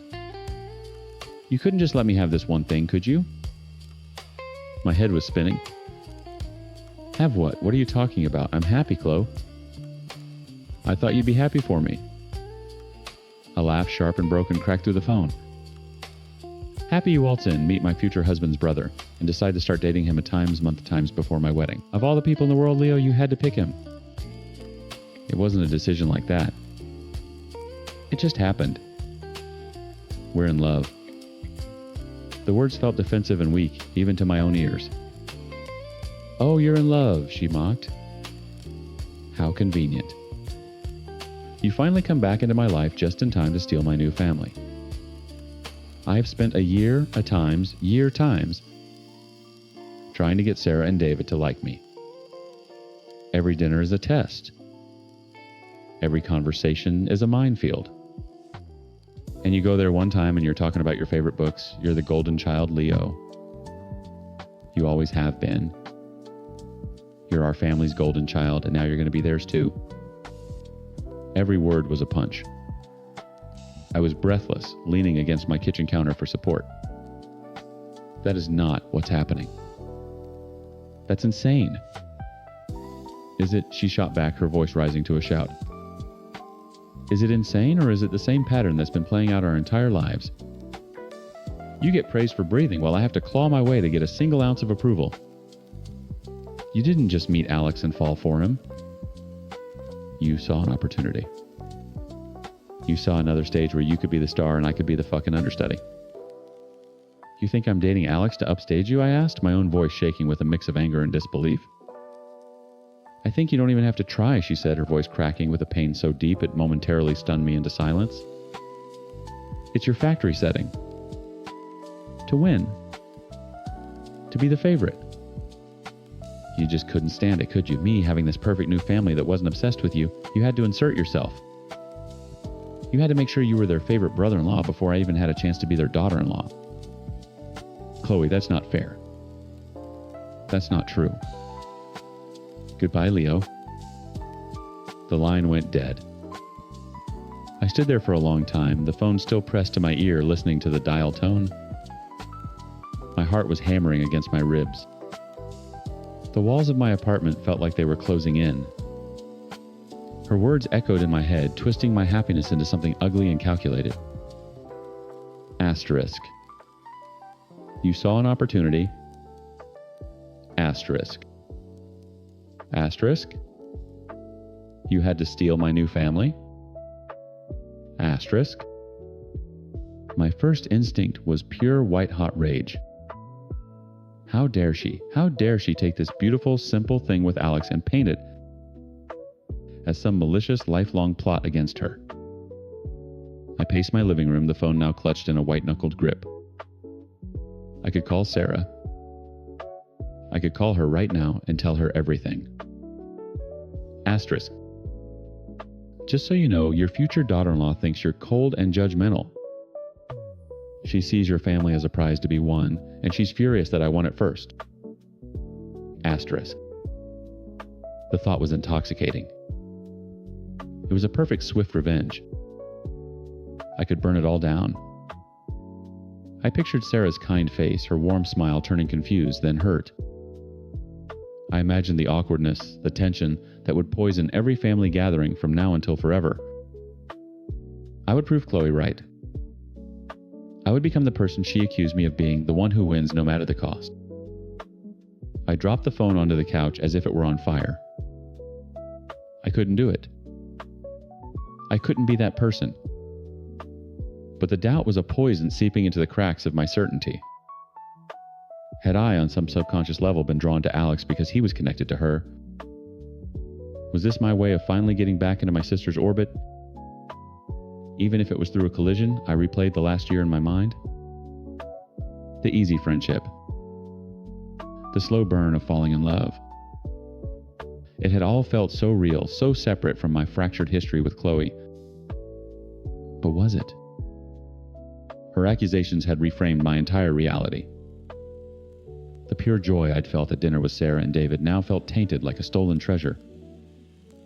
I collapsed onto the sofa, my head in my hands. The anger was gone, replaced by a hollow confusion. I didn't know what was real anymore. I didn't know if my best intentions were just a mask for some deep-seated competitive rot I didn't even know I had. I couldn't trust my own motives. I needed someone else. I needed an outside eye to look at the wreckage and tell me if I was the one holding the bomb. My fingers found my phone. I hesitated for only a second before I pulled up his contact. Alex picked up on the second ring. "Hey, you," he said, his voice warm and happy. It was a stark contrast to the venom I'd just endured. "I was just thinking about you. My mom already texted me twice saying how much she loved you." I couldn't speak. A lump was forming in my throat. "Leo, you there?" "Yeah," I finally croaked. "Yeah, I'm here." "You okay? You sound weird." I took a deep breath, trying to keep my voice steady. "I just talked to Chloe." "Oh," Alex said. The single word was loaded. He knew how she and I were. How'd she take it? I let out a short, humorless laugh. Not well. Define not well. I scrubbed a hand over my face, trying to find the right words. She thinks I did this on purpose. Dating you. That it's part of some lifelong competition. She called me the golden child and accused me of stealing you to get to her in-laws. There was silence on his end. Not a heavy, angry silence like Chloe's, but a thoughtful one. I held my breath, waiting for his judgment. "Well," he said slowly, "she's not wrong about the golden child part." My stomach dropped. "What?" "From the little Mark's told me and what I've seen, she's always felt like she's in your shadow. That part at least is real to her. The rest of it, the part where you're some evil mastermind who targeted me to ruin her wedding month, that's bullshit, Leo." I exhaled a breath I didn't realize I'd been holding. "You didn't do anything wrong," he continued, his voice firm, leaving no room for argument. "We fell in love. It's bad timing and it's complicated as hell, but it's not malicious. Her baggage is hers to carry. It's not your fault she hasn't figured out how to put it down yet." His words were a lifeline. They didn't erase Chloe's accusations, but they anchored me. They gave me a piece of solid ground to stand on in the middle of the earthquake she'd created. "So what do I do now?" I asked, my voice small. "For now, nothing," Alex said. "We do nothing. We go to this wedding, we smile, and we don't give her any more ammunition. We just be happy." It sounded so simple. And so incredibly difficult. Story 7. My apartment is my masterpiece. It's not much a 400 square foot box with a kitchen the size of a closet, but it's mine. I found it for a steal, a little rent-controlled gem my friends are still jealous of. I spent months turning it into a home. I painted the walls a soft sage green, strung fairy lights around the window, and filled it with thrifted furniture. I painstakingly sanded and refinished myself. It was my sanctuary, the one place in the world that was entirely, unequivocally mine. Then my brother Mark decided it was also his. It started small. Mark is 32, 9 years older than me, and still lives in his childhood bedroom at our parents' house. He'd just started a new job working a night shift at a warehouse an hour away. "Hey Vic," he texted one morning. "Mind if I crash on your couch for a bit? The drive back is brutal when I'm this tired." What was I supposed to say? No, so I said yes. He came over, slept for 5 hours, and left. No big deal. But a week later, it was the same request. And then again. Soon crashing for a bit became a 3 days a week habit. I gave him a key because I was tired of getting buzzed at 7 in the morning. I thought it was a gesture of trust. For him, it was an invitation. The first real sign of the invasion was the PlayStation. I came home from work one Tuesday to find it squatting under my TV, a tangle of black cables snaking behind my carefully organized media console. "What's this?" I asked, pointing at it. Mark was already on the couch, controller in hand. He didn't look up. Easier than lugging it back and forth. You don't mind, right? It wasn't a question. I did mind. I minded a lot. But I swallowed the protest. I didn't want to be the difficult sister. That was my fatal mistake. The PlayStation was the Trojan horse. Once it was inside, the rest of his army followed. A duffel bag of clothes appeared in my closet. His massive stinking work boots were permanently parked by the door, tripping me every time I came in. The bathroom counter, once neatly arranged with my things, was now a chaotic landscape of his deodorant, shaving cream, and a perpetually damp towel slung over the door. He never paid for anything. He'd drink my coffee, eat my food, use my Wi-Fi, and finish my toilet paper without ever replacing it. My electric bill mysteriously doubled. He was a ghost who paid no rent but left a very real, very greasy mess. I started to feel less like a homeowner and more like a live-in maid. I'd come home from a long day to find a sink full of crusty bowls caked with old cereal milk and his dirty work clothes balled up on my bedroom floor. "Mark, can you please clean up after yourself?" I'd ask, trying to keep the exhaustion out of my voice. Yeah, I'll get to it," he'd grunt, eyes glued to the TV screen where he was gunning down zombies. He never got to it. The final straw was the night I came home to find him and two of his friends on my couch, surrounded by empty pizza boxes and beer bottles. The entire apartment reeked of stale beer and dude. They were screaming at the game, and my cat, Nimbus, was hiding under my bed, terrified. "What is this?" I snapped, dropping my purse on the floor. Mark finally looked at me, a flicker of annoyance in his eyes. "What? We're just chillin'." "This is my apartment, Mark, not a frat house. You can't just have people over without asking me." He actually rolled his eyes. "Relax, Vic. It's not a big deal." That was it. I was done. The next morning, I called my parents. I was shaking with a mixture of anger and anxiety. I just wanted some backup. I wanted them to be parents to talk to their son and tell him to respect my home. Mom answered.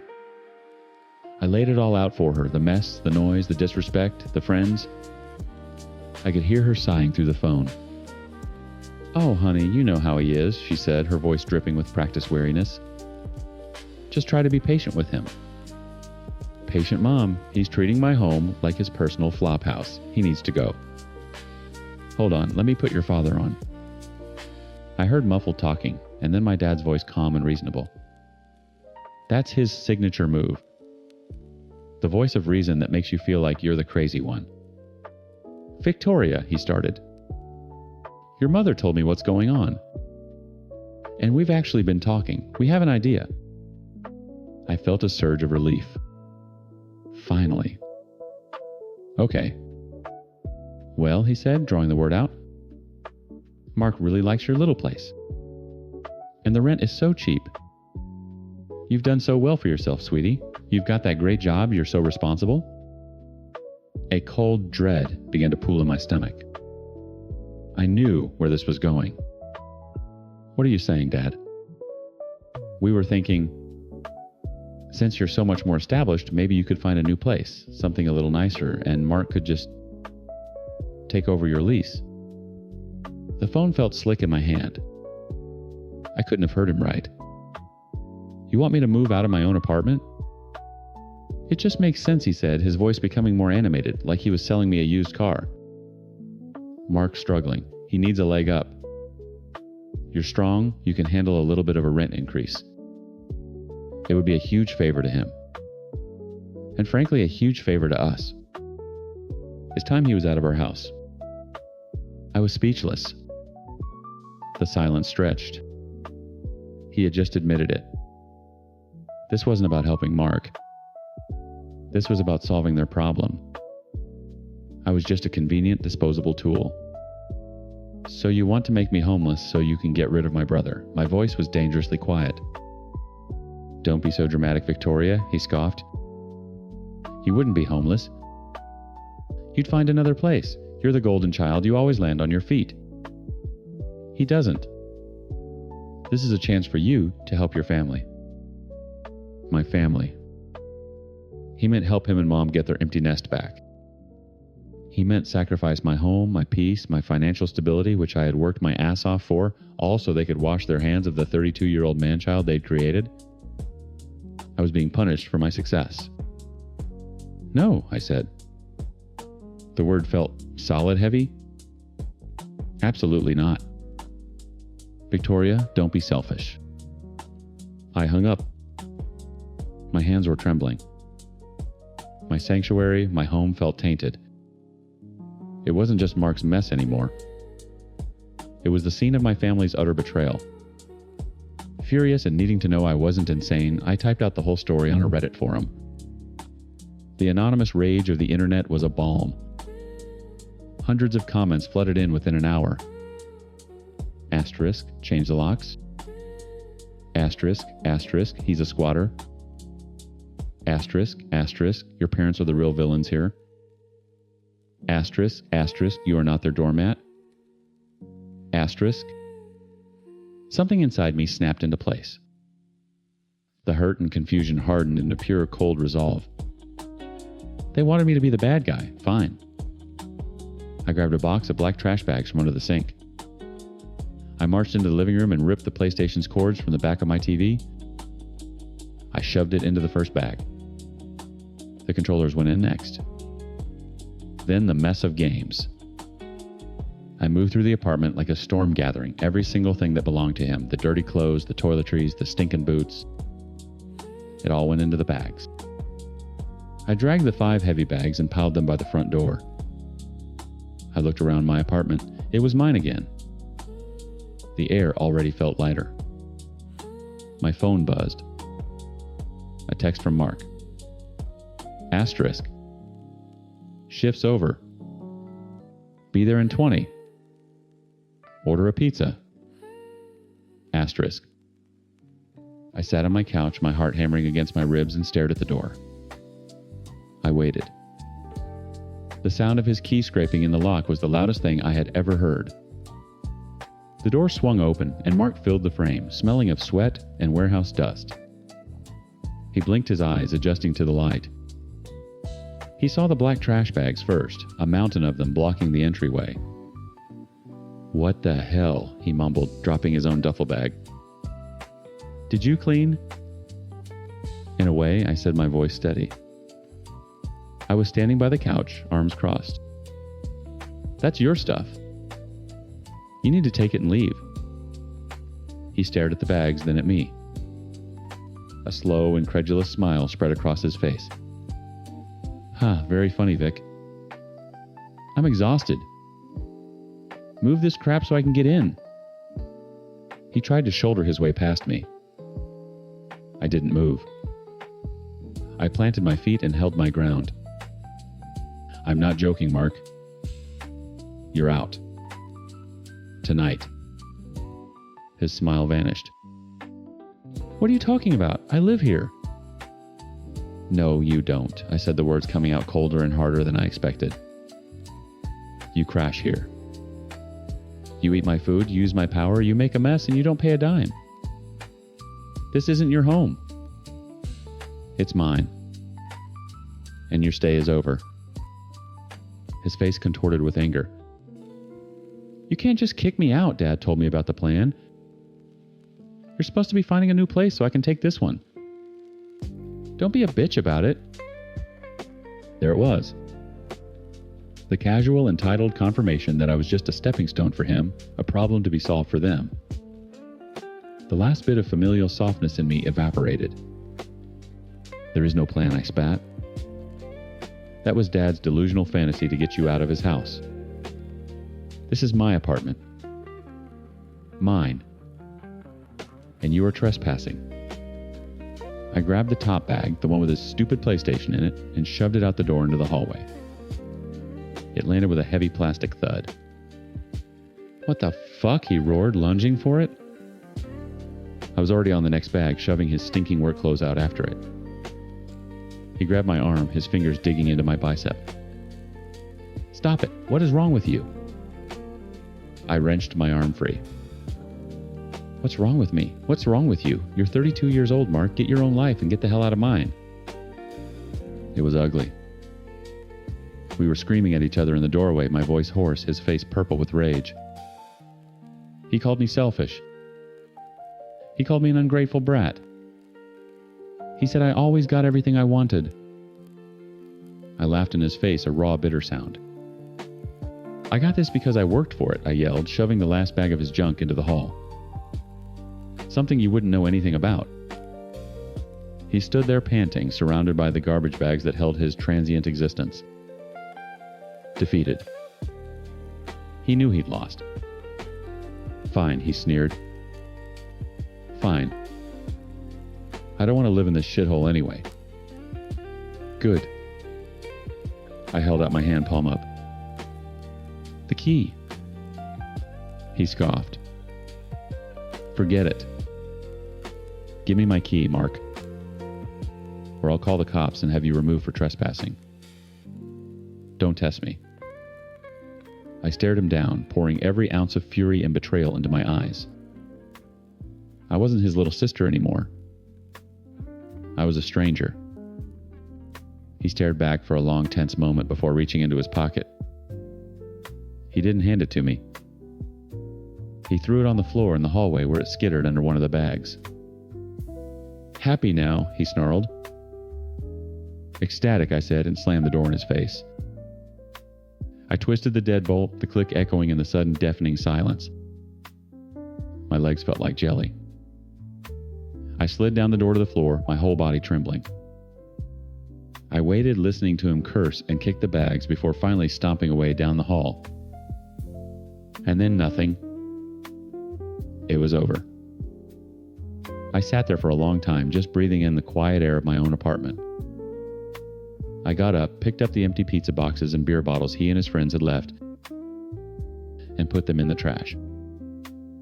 I wiped down the counters. I opened a window, letting the cool night air chase out the last lingering scent of him. Nimbus, my cat, crept out from under the bed and cautiously rubbed against my leg, purring.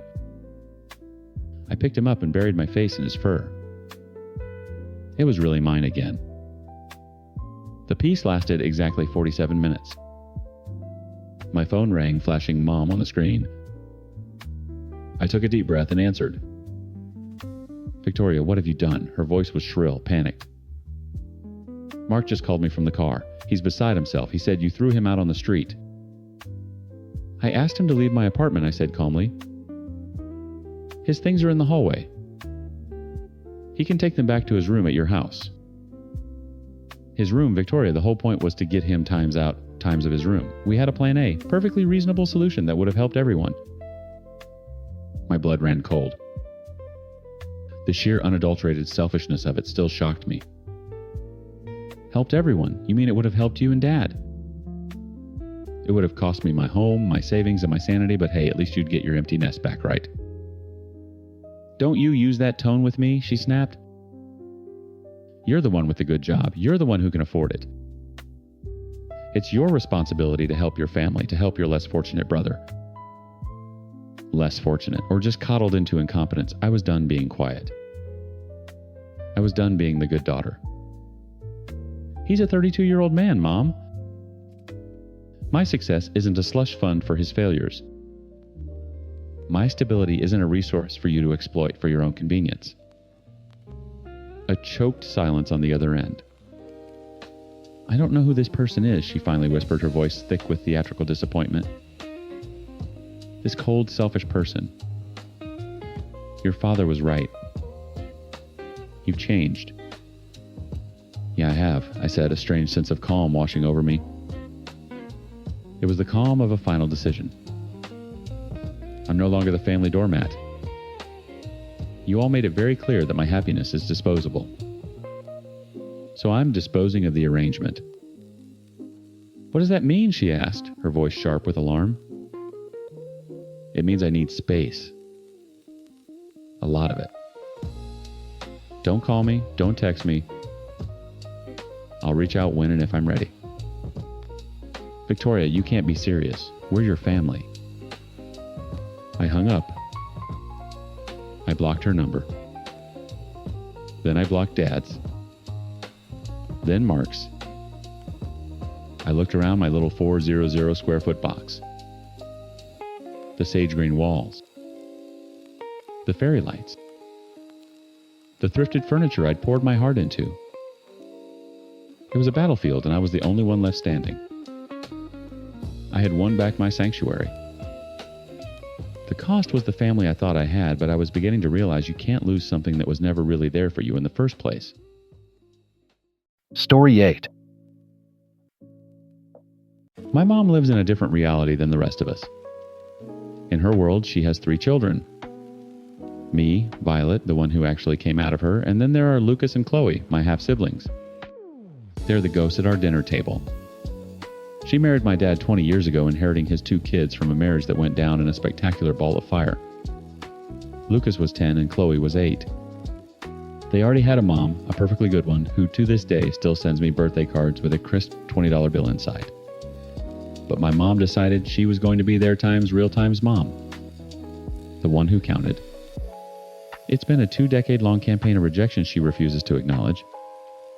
Lucas and Chloe hate her. I don't mean they're politely distant. I mean they times hate times her. They look at her with a kind of polite, bored disgust. That's more cutting than any shouting match. When Lucas got married 5 years ago, my mom wasn't invited. She showed up anyway, dressed in a pale blue dress she called Mother of the Groom Blue. She stood outside the church holding a gift until my dad finally convinced her to get back in the car. She cried the whole way home, not because she was embarrassed, but because she couldn't understand why her firstborn son would shut her out.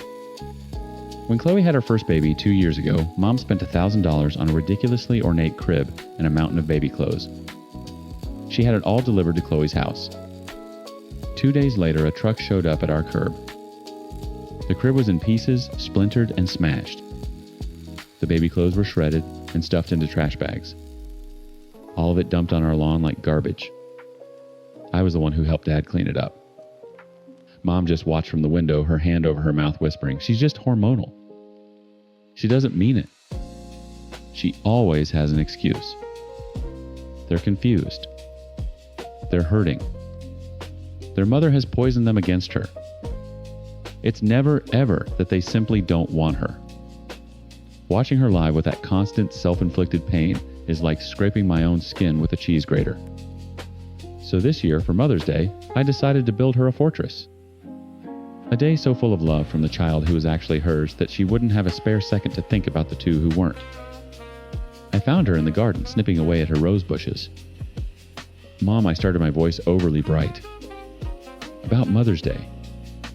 I've got it all planned." She turned a smudge of dirt on her cheek. "Oh, sweetie, that's nice, but we don't have to do anything big." "We do," I insisted. "It's happening. I've made reservations. Non-refundable ones.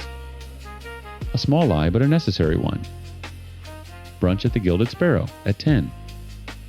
Then we have appointments for massages and facials at 2. And for dinner, I'm making your favorite lasagna from scratch. The whole day. Just you and me." I watched her face searching for the flicker of calculation. The one where she wonders if there's a window of time to make a desperate phone call that won't be answered. The whole day, she asked, her smile a little tight. "The whole day," I said, putting my hands on her shoulders. "Promise me. No phones, no drive-bys, no just checking in on them. Just us. Please." She looked at my hopeful, stupid face, and her expression softened. She pulled me into a hug that smelled like dirt and roses. "Okay, Violet. I promise. It sounds lovely. Just us." I thought I'd won. I really did. I woke up on Mother's Day before the sun, my stomach buzzing with a nervous energy. I crept downstairs. The gifts were arranged perfectly on the coffee table. A bottle of the expensive perfume she was always pointing out at the mall, and underneath it a small lumpy box. Inside was a silver locket I'd spent 2 months of my allowance on. I'd had it engraved times, a more fatty asterisk.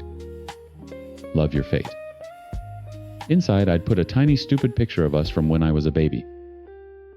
It was my way of saying, "Times, this is your fate. I am your fate." And it's a good one, asterisk. I set the table for our at-home pre-brunch just coffee and pastries before the main event. I put out her favorite mug, the one I painted for her in 3rd grade. At 8 a.m., I went to wake her up. Her room was empty. The bed was made perfectly smooth, not a wrinkle in the duvet. Her keys were gone from the hook by the door. Her car was gone from the driveway. A cold stone dropped into my gut. "No," I whispered to the empty room. She promised. I grabbed my phone and called her. Straight to voicemail. I called again. Voicemail. I sent a text. Asterisk, "Mom, where are you? Brunch is at 10. Asterisk." No reply. The clock on the stove ticked over to 9:00, then 9:30. At 9:45, the Gilded Sparrow called to confirm our reservation. I told them we were on our way, my voice, a high-pitched lie. At 1015, they called again to say they'd given our table away. The non-refundable deposit I'd actually put down was gone. I sat on the couch, staring at the wrapped gifts. The hours crawled by. The spa called at 1:30 to see if we were still coming. I hung up on them. The pastries on the table grew stale. My hope curdled, turning thick and bitter in my throat. It soured into a familiar hot rage. Dad got home around 3. The look on his face told me everything. He looked exhausted, like he'd just run a marathon he hadn't trained for. "Where is she?" I demanded. My voice was flat. "Dead." He sighed, sinking into an armchair and rubbing his temples. "She left at 5 this morning, Vi. She drove to Lucas's house first." My heart hammered against my ribs. "He didn't let her in, did he?" "Of course he didn't," Dad said, his voice ragged. "She had a gift basket." Stood on his porch ringing the bell for 20 minutes until his wife threatened to call the police. So she left the basket and went to Chloe's. I felt sick. And same story. Chloe didn't even open the door. Just yelled through it to get off her property. Said she was trespassing. He looked at me, his eyes full of a pity I didn't want. "Your mom, she didn't come home, Violet. After they both kicked her out, she just parked down the street from Chloe's house. She's just been sitting in her car all day, watching their house." The words hit me like fists. She hadn't just forgotten. She had chosen. She'd abandoned a guaranteed day of being loved to sit in a car and beg for scraps of attention from people who despised her. She was chasing ghosts while her real living, breathing daughter was waiting for her. My rage became something sharp and clear. I stood up, my movements jerky. I grabbed the sleek store-bought box containing the perfume.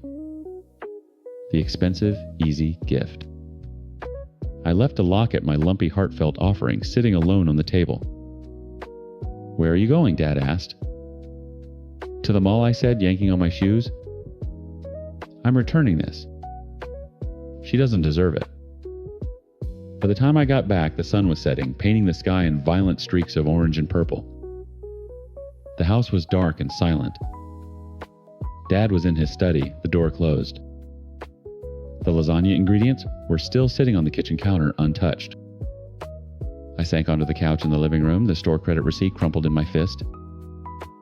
I sat in the dark, replaying every broken promise, every humiliating rejection, every deluded excuse. The hurt was so big it felt like it was going to split me in two. At exactly 8:17 p.m., I heard it. The scrape of a key in the front door lock. The handle turned. The door creaked open, spilling a slice of streetlight into the dark foyer. Her silhouette stood there, tired and slumped. She finally came home. She flicked on the hall light, and the sudden glare made me flinch. Her face was a wreck. Her eyes were puffy and red-rimmed, her makeup smeared into gray smudges beneath them. She looked ancient. Violet, what are you doing? Sitting in the dark? She asked, her voice raspy. She dropped her purse and keys on the console table with a clatter. God, what a day. She started to drift towards the kitchen, towards a glass of water, towards normalcy. I couldn't let her. Where were you? My voice was quiet, but it stopped her cold. She turned a fabricated, weary smile plastered on her face. Oh, sweetie, it was just complicated. Things came up. I stood up, the crumpled store credit receipt still clutched in my hand. Brunch was at 10. Our massages were at 2. I made a lasagna. I gestured to the sad pile of ingredients on the counter. She waved a dismissive hand, the gesture so infuriating it made my vision swim. I know, I'm so sorry. The day just got away from me. It's no big deal, we can rebook everything.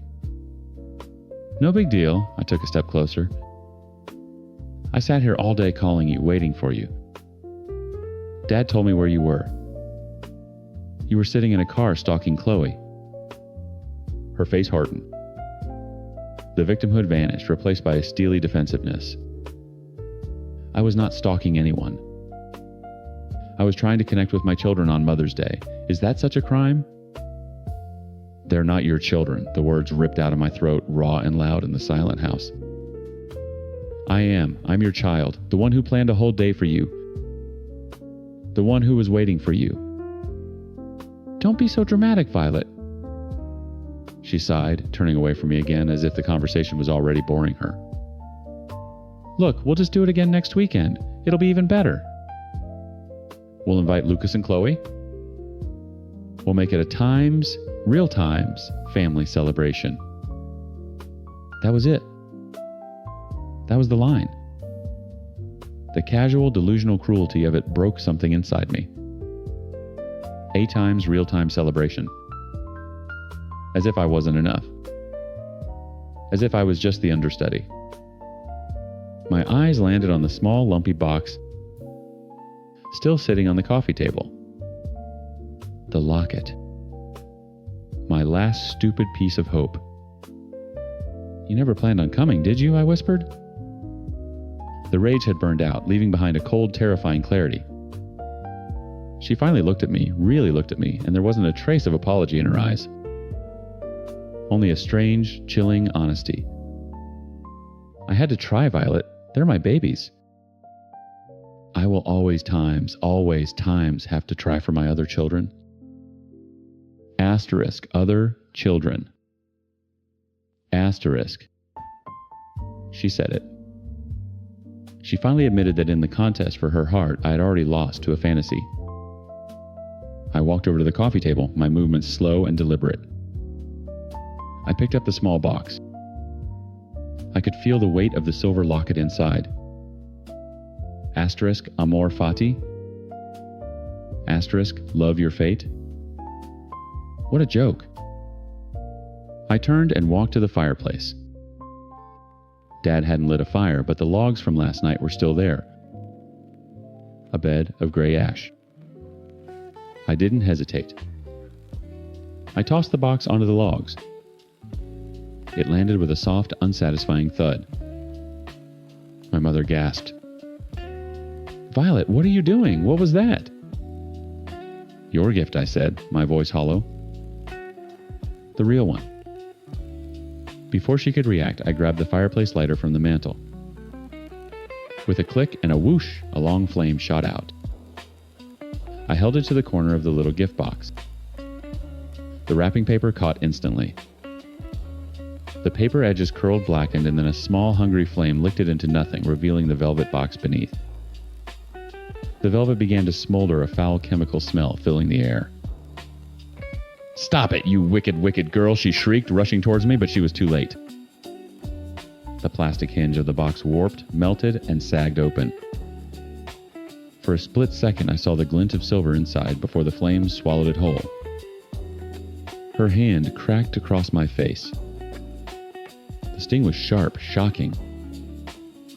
I stumbled back, my cheek throbbing, my eyes watering. But I didn't cry. How dare you, she seethed, her face twisted with fury. After everything I do, this is the thanks I get. You are a spoiled, selfish little madam. I'm selfish. I laughed, a broken, ugly sound. I'm selfish for wanting my own mother for one day, for not wanting to be the backup plan when the children who hate you kick you out again. You don't get it, she screamed, jabbing a finger at me. You're supposed to share me. The absurdity of the statement hit me with the force of a physical blow. Share her with ghosts? Share her with a delusion. No, I said, my voice shaking but firm. I'm done. I will not be your consolation prize anymore. I looked her dead in the eye, the woman who chose her pain over my love. You go ahead. You keep chasing them. Keep banging on their doors and leaving baskets on their porches. But when you finally realize they are never ever going to love you back, don't you dare come looking for me. Because you're going to end up completely and utterly alone. The door to my dad's study flew open. He stood there, his face dark with anger. He'd heard everything. I looked at him, a desperate, silent plea for him to finally for once see my side. He just shook his head. Violet, that's enough. Go to your room. You will apologize to your mother in the morning. My mother let out a theatrical sob and collapsed into his arms. He held her, stroking her hair, glaring at me over her shoulder. The two of them a united front. Protecting the fantasy. Protecting the wound. I turned without another word and walked up the stairs, the smell of burnt plastic and my mother's perfume following me. I shut my bedroom door, the sound of her muffled crying and my dad's soothing murmurs seeping through the wood. They were furious. I was disrespectful. I was cruel. I was the problem. I sank onto my bed, the sting on my cheek, a dull, constant burn. And for the first time, a cold, sickening thought crept in. Maybe they were right. Maybe I was wrong. Story 9. My son Ethan is 25 years old. He lives in my house, eats my food, and uses my credit card for gas money and God knows what else. I've paid every penny of his college tuition, a 5-year journey for a 4-year degree. He still hasn't finished. Some might call me an enabler. I call it being a widow who's just trying to hold what's left of her family together. When my husband Mark died, a part of Ethan died with him.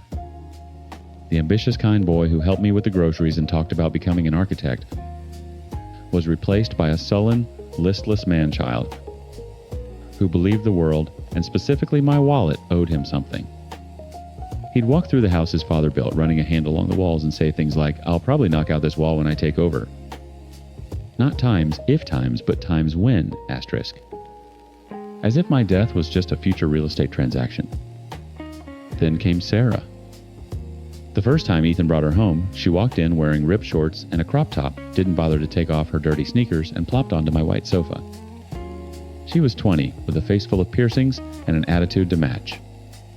"Hey," she said, not to me, but to the TV. She picked up the remote and changed the channel. I was in the middle of a movie. "I'm Gloria, Ethan's mom," I said, my voice tight. She grunted in acknowledgement. "You got any snacks?" That was Sarah. For the next 7 months, she was a permanent fixture, a human stain on my furniture. She left wet towels on the bathroom floor, half-empty mugs in every room, and used my expensive face creams without asking. She'd speak to me only when she wanted something, usually a ride or for me to order them a pizza. Ethan, blinded by whatever spell she'd cast, saw none of it. He saw a free spirit. I saw a parasite. He started missing more classes. His grades, which were already mediocre, tanked. He stopped talking about his future and started talking about their future. When Sarah and I get a place, he'd say, usually while asking me for money to take her out to a fancy dinner we both knew he couldn't afford. The tension simmered a low boil, just waiting to spill over. It finally happened at my sister Carol's 30th wedding anniversary party. It was a big affair, a catered event in her backyard. I'd told Ethan that this was important, that he and Sarah needed to be on their best behavior. Yeah, we know, he'd said, rolling his eyes. Be nice to the old people. They arrived an hour late. Sarah was wearing a dress that was more of a suggestion than an actual piece of clothing. She made a beeline for the open bar, while Ethan got cornered by an uncle asking about his college progress. I watched her from across the lawn, downing champagne like it was water. An hour later, I heard a commotion near the gift table. My niece Jessica, who was 17, was in tears. Sarah was standing over her, her face contorted in a drunken rage. I saw you, Sarah slurred, jabbing a finger in Jessica's face. You were flirting with him. He's my cousin, Jessica cried. I was just saying hello. Ethan rushed over, but not to calm Sarah down. He immediately took her side.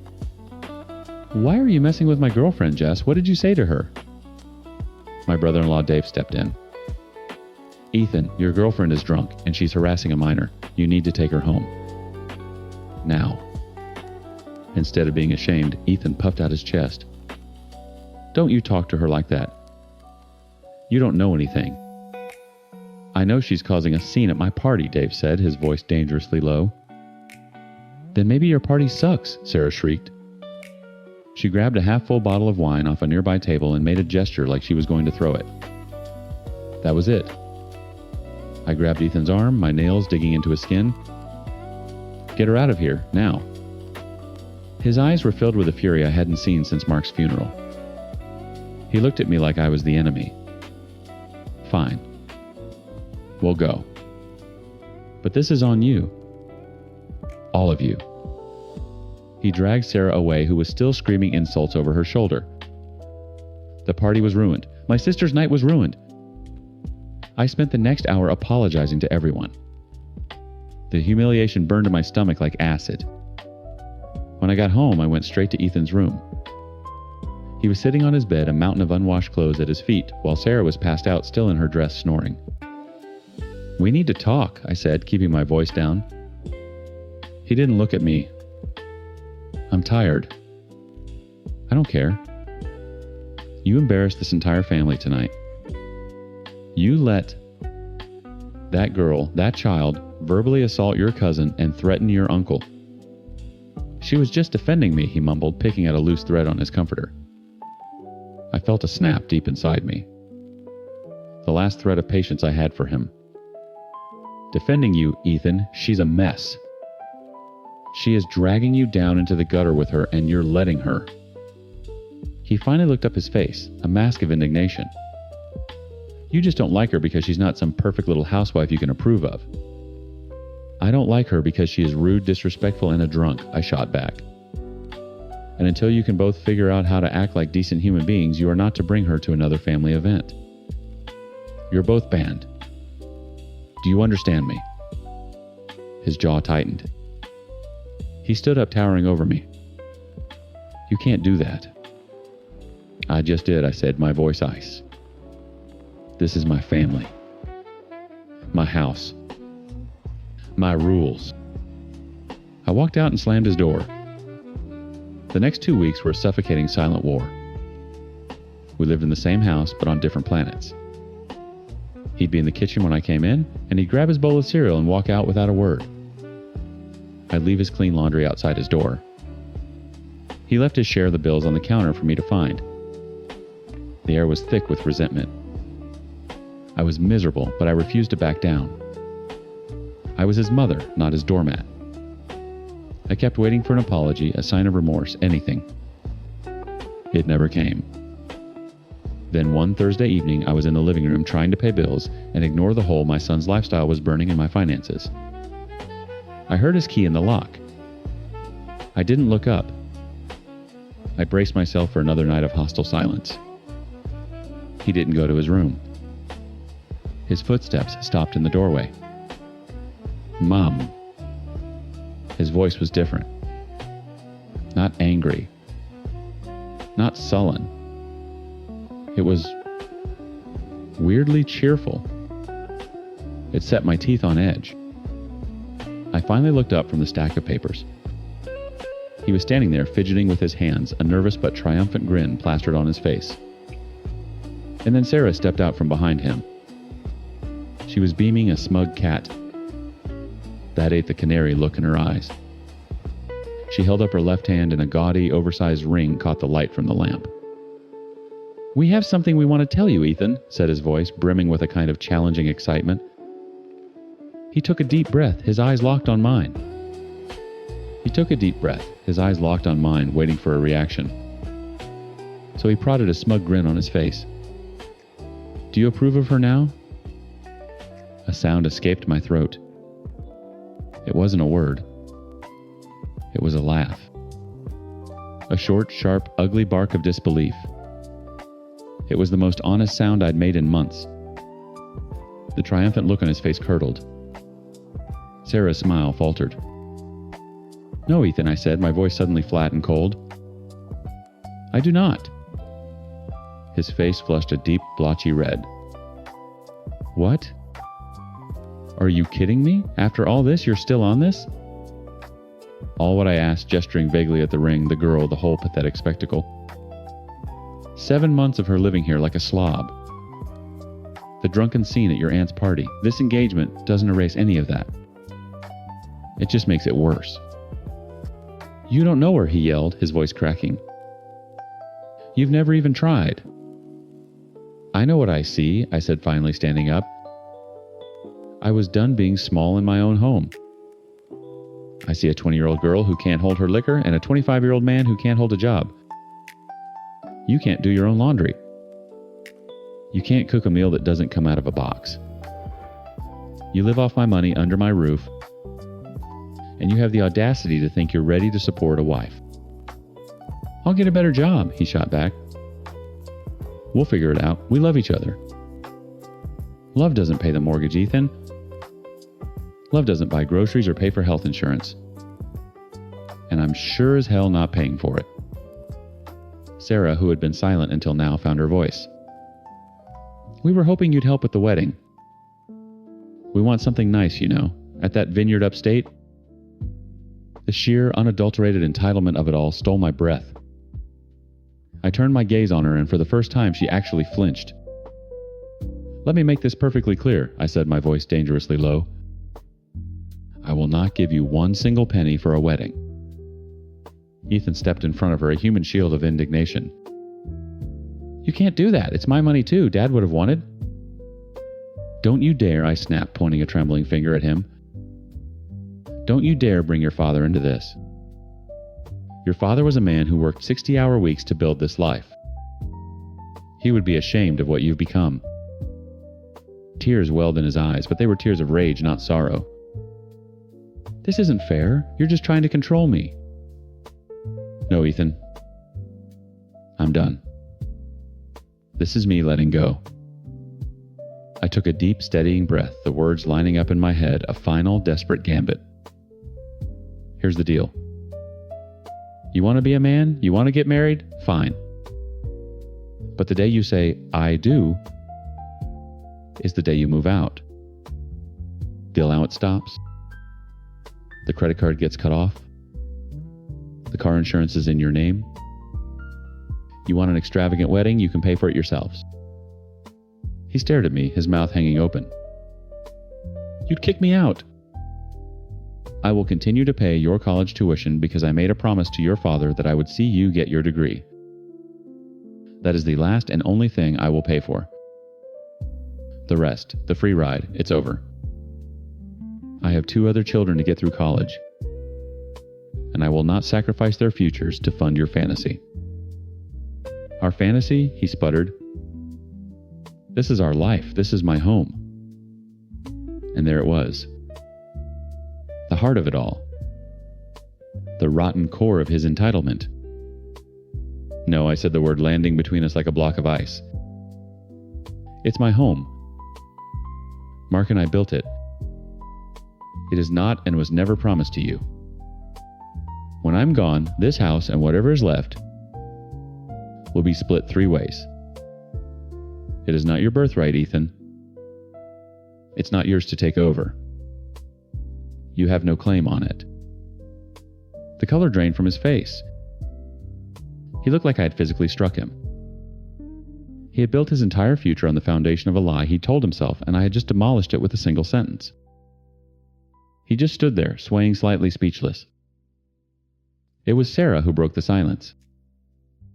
"You're a bitch," she hissed. I didn't even look at her.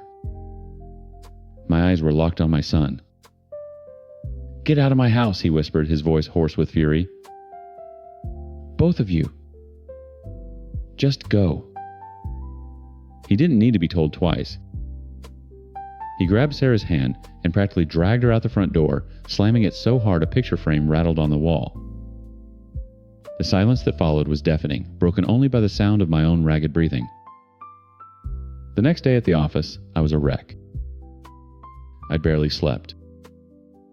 I'd replayed the conversation 1,000 times, each word a fresh stab of guilt. I confided in 2 of my coworkers during our lunch break, hoping for some reassurance. I didn't get it. "You're kicking him out," Brenda said, her eyes wide over her Cobb salad. "Gloria, he's your son.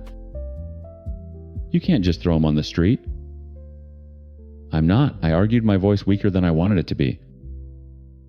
"I'm just cutting off the financial support if he makes this ridiculous choice." "It's the same thing," Diane chimed in, adjusting her glasses. "They're young. They'll make mistakes. That's what family is for, to be a safety net. Mark would never have wanted you to be so harsh." The mention of his name was a low blow, and she knew it. The sandwich in my hands felt like a lead weight. They saw a cruel mother punishing her son for being in love. They didn't see the years of enabling the listlessness, the disrespect, the slow-motion car crash I was desperately trying to prevent. They didn't see the boy his father had adored being eaten alive by a lazy, entitled man. I spent the rest of the day in a fog, their words echoing in my head. Asterisk. You're being too harsh. He's your son. You can't just throw him out. Asterisk. Driving home, I passed the park where I used to take Ethan to play on the swings. I saw him as a little boy, no older than 5, running back to me with a fistful of dandelions. His face bright with unconditional love. "For you, Mommy," he'd said. Tears streamed down my face. Was I that monster? Was I the villain for demanding my adult son finally stand on his own 2 feet? Was I a bad mother for refusing to fund a disastrous marriage I knew would ruin him? I pulled into the driveway of the house Mark built. My house. The house Ethan believed was his prize for simply existing. I looked at the sturdy brick, the garden I tended every weekend, the window of the bedroom where I'd rocked 3 babies to sleep. This wasn't just a house. It was my life's work. It was my future and the future of my other children. My phone buzzed. A text from an unknown number. Asterisk, you destroyed our lives. I hope you're happy alone in that big empty house. Don't expect to ever see your grandchildren. Asterisk. It had to be from Sarah. The venom was pure her. But the words were Ethan's.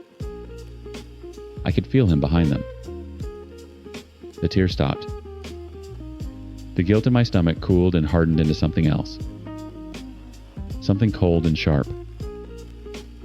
Maybe I was the villain of his story. But in my own, I was just trying to survive.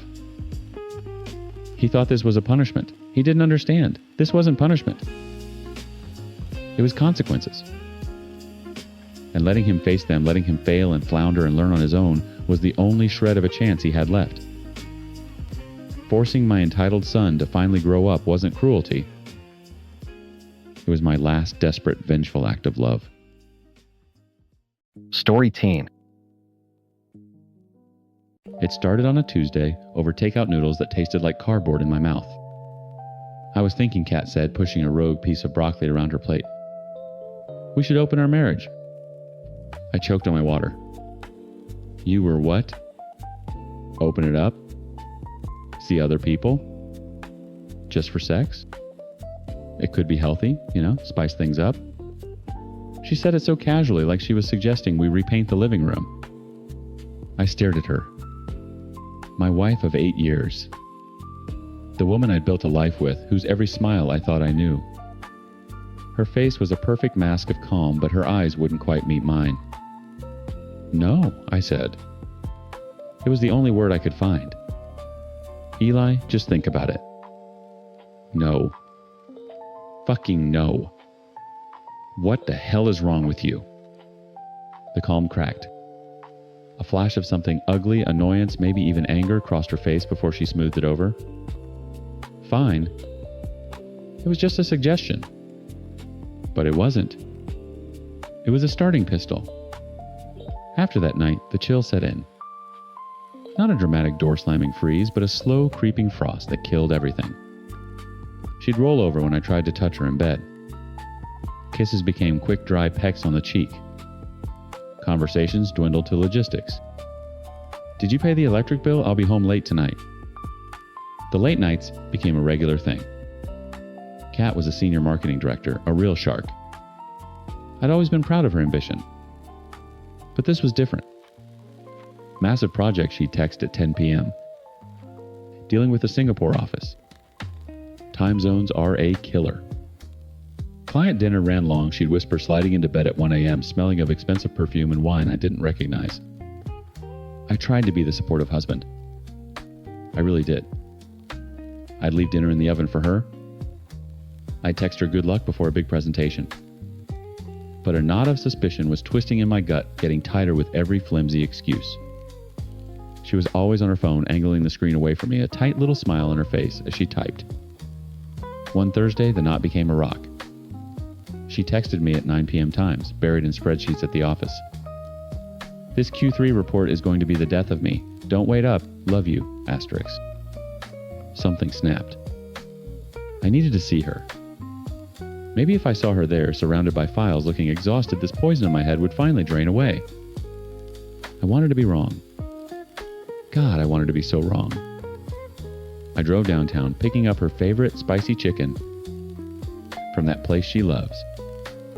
A peace offering for my own shitty thoughts. I walked into the lobby of her glass and steel office building. The lights were dim. A lone security guard sat at the front desk, scrolling on his phone. "Evening," I said, holding up the food bag. "Just dropping something off for my wife, Catherine Vance. 44th floor." He looked up, bored. "Nobody's on 44, man. Whole floor's been dark since 6. My blood went cold. No, that can't be right. She's working late. On the Q3 report. He shrugged, already losing interest. Card access logs don't lie. Her badge hasn't been used to enter the building since she left at 5:15 p.m. I stood there like an idiot, the smell of greasy chicken filling my nose. I thanked him and walked out my mind, a blank, roaring static. I drove home, threw the food in the trash, and sat on the couch in the dark. She came in at 1:37 a.m. "Hey," she whispered, flicking on a lamp. "You're up." Yeah. God, what a night. I think my eyes are permanently crossed from staring at data. She kicked off her heels and stretched. I'm so exhausted. I just looked at her. How was the office? The same. Soul-crushing. She laughed, but it sounded brittle. I'm going to shower. She walked past me, and that's when I knew. She didn't just lie. She did it easily without a flicker of hesitation. She looked right at me and built a fantasy world on top of our life. The rock in my gut was an anchor now pulling me down into a very dark place. The breaking point came 2 nights later. She was on a FaceTime call with her mom who'd been sick. Kat was in the living room, putting on her concerned daughter face, all furrowed brows, and soothing tones. Of course, Mom. Just focus on resting. Yes, I'll call you first thing in the morning. She ended the call and set her phone on the coffee table screen up before heading into the kitchen to get a glass of water. It was unlocked. In 8 years, she'd never been careless with her phone. But tonight, she was. My heart hammered against my ribs. Asterisk. Don't do it. Just let it go. you're being paranoid. Asterisk. But I wasn't. And I knew it. My hands were shaking as I snatched the phone off the table. I heard the faucet running in the kitchen. I didn't hesitate. I walked straight into our master bathroom and locked the door behind me, my breath catching in my throat. I opened her Instagram first. My thumb scrolled down to her DMs. My world ended. There were threads with names she'd mentioned in passing.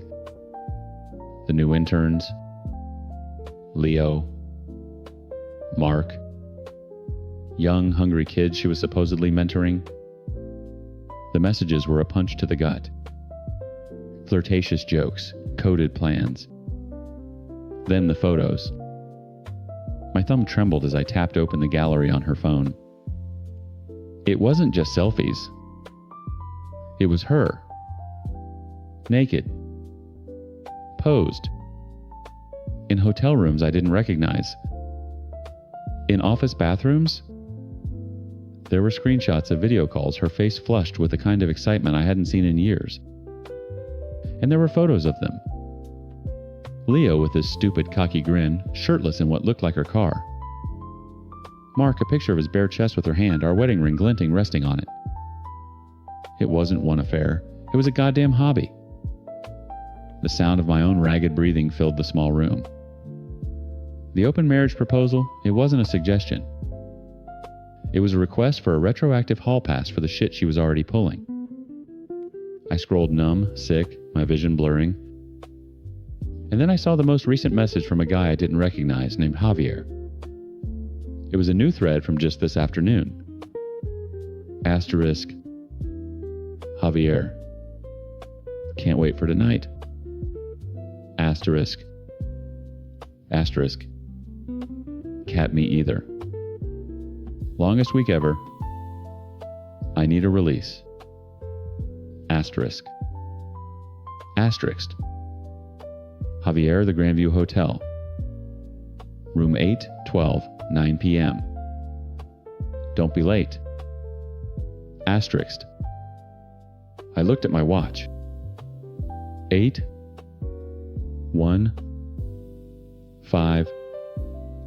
p.m. I heard her knock on the bathroom door. Eli, you okay in there? I didn't answer. I just stared at her phone, at the address, at the room number. My blood turned to ice. My heart stopped hammering and settled into a low, heavy thud. The anchor in my stomach wasn't pulling me down anymore. It was holding me steady. I airdropped the most damning photos to my laptop in under 30 seconds. Her entire secret life transferred in a silent, invisible stream of data. I put her phone back on the bathroom counter face down. My hands weren't shaking anymore. Eli, everything okay? Her voice was muffled through the wood. I unlocked the door and pulled it open. She was standing there, a little frown of concern on her face. It was the same look she gave her mother on FaceTime. A performance. Fine, I said. The word felt like swallowing gravel. I pushed past her without meeting her eyes. I walked into the bedroom, grabbed my wallet from the dresser, my keys from the bowl by the door. Where are you going? It's late. Out. Out where annoyance was creeping into her voice. Eli, don't be weird. Talk to me. I turned to the door and finally looked at her. I let my eyes sweep over her face, the face I used to think was the most honest thing in the world. I didn't feel rage. I didn't feel sadness. I felt nothing. A vast, echoing void. I have nothing to say to you, I said, and walked out, closing the door quietly behind me. The Grandview was one of those new soulless hotels downtown. All chrome and blue lighting. I sat at the bar overlooking the lobby, ordered a double whiskey, and watched the entrance. I drank the first one so fast it burned a trail all the way down. I ordered a second. The ice clinked against the glass, the only sound in my head. At 9:07 p.m., she walked in. She was wearing a black dress I'd never seen before. Her hair was down. She had on the red lipstick she only wore when she wanted to close a deal. She checked her phone, a small, eager smile on her face. She wasn't looking for me. She was looking for room 812. I watched her cross the polished marble floor toward the check-in desk, then reroute to the guest elevators.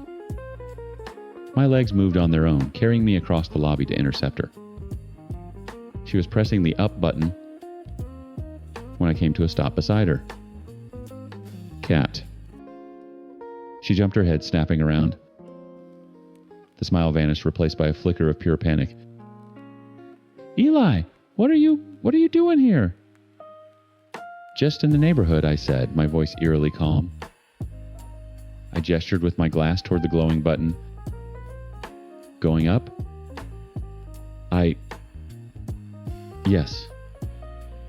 It's a client thing. Last minute. International, she stammered, the lies coming out weak and pathetic. The elevator chimed, the door sliding open with a soft hiss. She didn't move. I leaned in close, my voice dropping to a whisper just for her. Room 812, right, Javier's waiting. Her face went pale, her lipstick suddenly looking garish and cheap. Don't let me keep you. I took a step back. I looked at her, truly looked at her. One last time, a stranger in a black dress. I raised my glass in a mock toast. Have a fun ride. I turned and walked away without looking back. I didn't hear the elevator doors close. I didn't care. I walked out of the hotel into the cold night air and called my friend Mike. My hands started shaking again. Mike, I said when he answered. I need a couch. The next morning I woke up on Mike's lumpy sofa with a sandpaper tongue and a skull full of hammers. But my mind was crystal clear.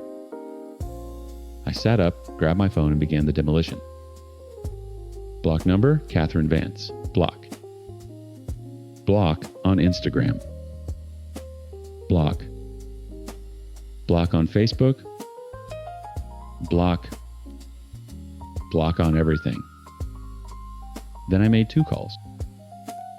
The first was to our bank. I identified myself, went through security, and gave the order. I want an immediate freeze on joint checking account 7,741 and joint savings account 7,742. Suspected fraudulent activity. The second call was to the best divorce attorney in the city. The one with a reputation for being a goddamn shark.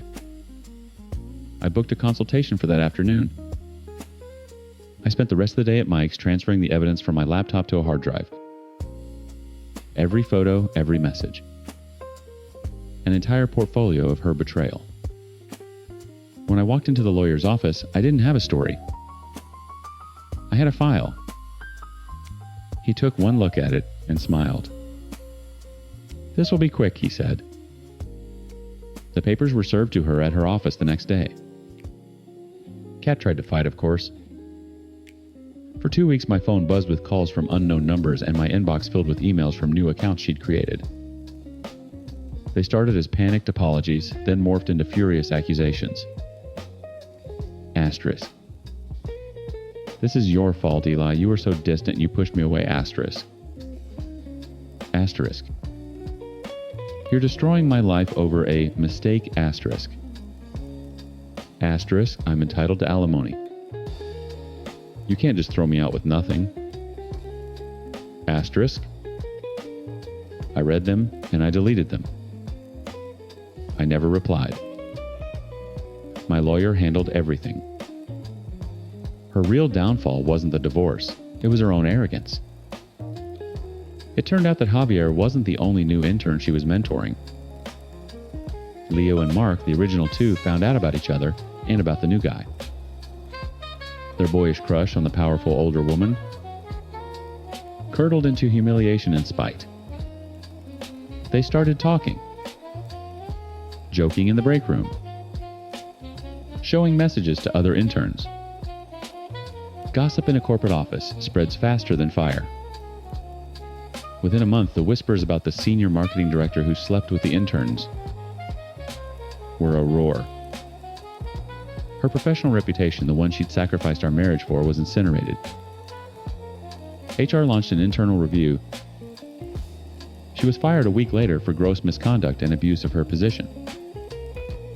The last I heard from her was a final desperate email that slipped past my filters. She'd lost her job, her friends had ghosted her, and she was demanding I stop the divorce proceedings so she could get her life back on track. She blamed me for everything. For her affairs, for her getting fired, for her public humiliation. I read the email while sitting on the balcony of my new apartment, a small place downtown that was all mine. The legal battle was still churning, but it was just paperwork now. The war was over. I had the hard drive. I had the truth. She had nothing. I deleted the email. I took a sip of my coffee and looked out at the city lights coming on. For the first time in months, I felt the knot in my stomach finally completely unwind. Story 11. My brother Mark, the lawyer, once charged my parents $850 to draft their will. My mother framed the invoice, hung it right in the hallway next to my high school graduation picture. "Look at that," she'd say to anyone who'd listen. "Our son, the professional. So proud." Last Tuesday, I spent 7 hours on my hands and knees in their crawl space replacing a cracked sewer line that was turning their basement into a swamp. I had to cancel 2 high-paying jobs to do it. My payment was a cold ham sandwich and a lecture about how I should have worn older jeans. That's just how it is.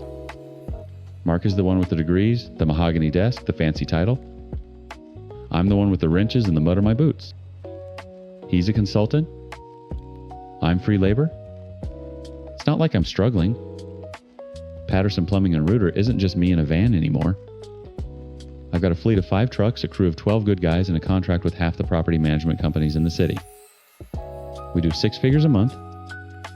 I own my house. A nice one, too. The kind of house my parents always dreamed Mark would own. The irony kills me. But to them, I'm still just Bobby, the kid who was better with his hands than his books. The one who chose a trade school over a university. The success I've built doesn't register. It's not the times right kind times of success. The whole thing was a low, simmering annoyance for years. A family joke I was never in on. I just grit my teeth, fix their leaky faucet, and listen to them brag about Mark's latest big case. But then they came for my daughter, and the joke wasn't funny anymore. It happened last Sunday. My parents were over for dinner. My daughter Maya, who's 17 and has more brains and heart than my entire family combined, was telling them about her plans after graduation. Her face was lit up, full of that pure, uncut optimism only a teenager has. "I got accepted into the veterinary technician program at the community college," she announced, beaming. "I'll be able to work at the animal shelter helping with surgeries and everything. It's a 2-year certification." My wife Sarah and I were thrilled for her. Maya has wanted to work with animals since she was old enough to say doggy. My mother, however, arranged her face into a mask of polite concern. It's the same look she gets when she sees a stain on a tablecloth. "A technician," she said, drawing the word out like it tasted sour. "Oh, that's nice, dear." My dad chimed in, wiping his mouth with a napkin. "But you're so smart, Maya. Why not a veterinarian, a doctor? Think of the prestige." "I don't want to be a vet," Maya said, her smile faltering. "I like the hands-on work. The techs do so much of the direct care. That's what I love." "Don't sell yourself short," my mother cooed, reaching across the table to pat Maya's hand. "We just want you to reach your full potential. You don't want to get stuck in a job where you're just assisting someone else." Her eyes flicked to me for a fraction of a second. And there it was. The unspoken indictment. Asterisk. Don't end up like your father. Asterisk. The guy who assists people with their toilets. The guy with the dirty hands and the wrong kind of success. I saw Maya's shoulders slump, I saw that beautiful light in her eyes dim, replaced by the flicker of doubt they'd just planted there. A hot metallic rage flooded my chest. I wanted to flip the table. I wanted to scream. I wanted to lay out my profit and loss statements next to the pot roast and force them to see what a stuck man's life actually looks like. But I didn't. I just looked at my daughter's face at the damage they'd done in 30 seconds, and I made a promise to myself that this was the last time. The absolute last time they would treat my family, my profession, or my life as second class. The universe, it seems, has a twisted sense of timing. 4 days later, the storm hit. They called it a 100-year flood. The sky fell out. Rivers crested, sewers backed up, and basements all over the city turned into murky swimming pools.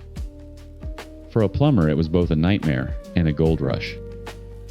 My phone started ringing at 3 a.m. and didn't stop. By noon, I was running on pure adrenaline and 4 cups of coffee. Every one of my guys was out on a call, and the dispatch board was still lit up like a Christmas tree. I was in my truck heading to an elderly woman's house where the main line had backed up into her bathtub when my personal cell rang. The screen flashed, "Mom." I knew before I answered. "Bobby, thank God." She shrieked, the panic in her voice so thick I could barely understand her.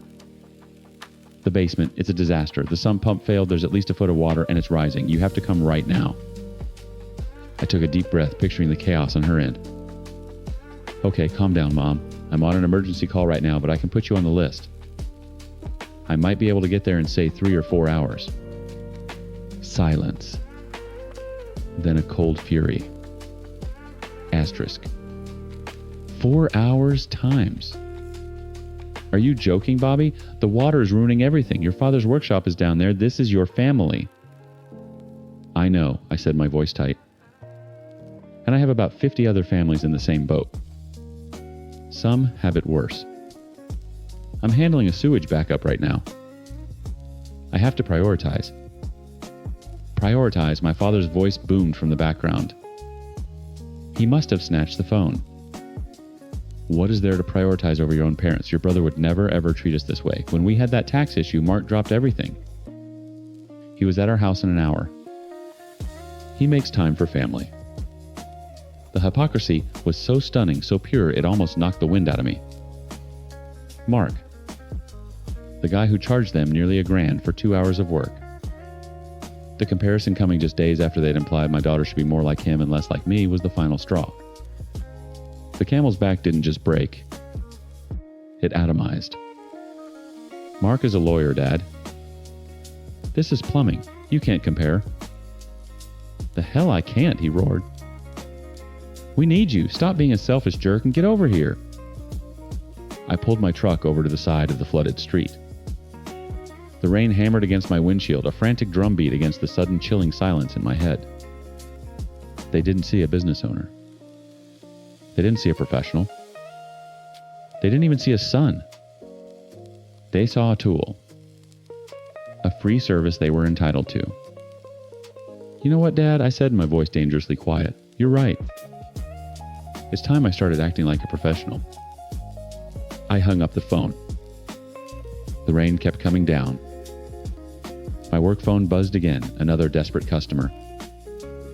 I ignored it. I stared at my personal phone at the contact picture of my smiling parents. A strange calm washed over me. The anger was gone, replaced by a cold, hard clarity. They wanted a professional. They wanted me to be more like Mark. Fine. I opened my company's dispatch app and created a new work order. Customer, Frank Patterson. Address, my childhood home. I keyed in the details for an emergency sump pump replacement and sewage overflow mitigation. Then, I dialed my mother's number. She picked up on the first ring. "Bobby, are you on your way?" "Patterson Plumbing, this is Bobby," I said, my voice flat, and even the one I use for difficult clients. I reviewed a request. "Due to the citywide state of emergency, we are only accepting priority jobs. All emergency calls are subject to a fee of $450 per hour with a 3-hour minimum payable in advance. Parts are extra. The silence on the other end was so complete I thought the call had dropped. Bobby, what on earth are you talking about? She finally whispered. That's the standard rate, Mom. But for you, I can offer our friends and family discount. That brings it down to $300 an hour. $900 plus the cost of a new pump. I can take a credit card over the phone and I'll be there in 45 minutes. You want to charge us, my father yelled, his voice a distorted roar. You're going to charge your own parents $900. Yes, I said. The word felt solid. It felt real. That's the price for a professional to drop everything and come fix your emergency. You wanted me to be more like Mark. Well, Mark sends you a bill. This is my bill. I heard my mother start to cry. I don't understand why you're being so cruel. It's not cruel, Mom. It's business. It's the business that pays my mortgage. It's the business that's going to pay for Maya to become a vet tech, a job you seem to think isn't good enough. The shot landed. Dead air. So do you have a Visa or a MasterCard? I asked. This is extortion, my father bellowed. No, Dad. This is plumbing. You're welcome to call someone else. I hung up. My hands were shaking, but not from anger. It was the terrifying thrill of a locked door finally being kicked off its hinges. I drove to the elderly woman's house and got to work. 30 minutes in, my phone buzzed. It was a text from my dad. A picture of my mother's credit card front and back. I processed the payment right there on my phone, sent them a receipt via email, and packed up my tools. When I pulled up to their house, the scene was exactly as I'd pictured. Water lapping at the basement windows. My dad was standing on the porch, arms crossed, faced like a thundercloud. He didn't say a word as I walked past him with my toolbox and a brand new top-of-the-line sump pump. My mother was in the kitchen wiping her eyes. She looked at me, her expression a mix of betrayal and desperation. The basement stairs are this way, she said, her voice brittle. I didn't offer a hug. I didn't say a comforting word. I was their contractor. For the next 2 hours, I worked. I waded through the murky, knee-deep water, the stench of mildew and wet cardboard thick in the air. I ripped out the old dead pump, my hands moving with an efficiency born of 20 years of practice. I installed a new one, replumbed the discharge line to handle the immense pressure, and snaked the main drain to make sure there were no blockages from the overwhelmed city sewer. I was fast, clean, and professional. I was worth every damn penny.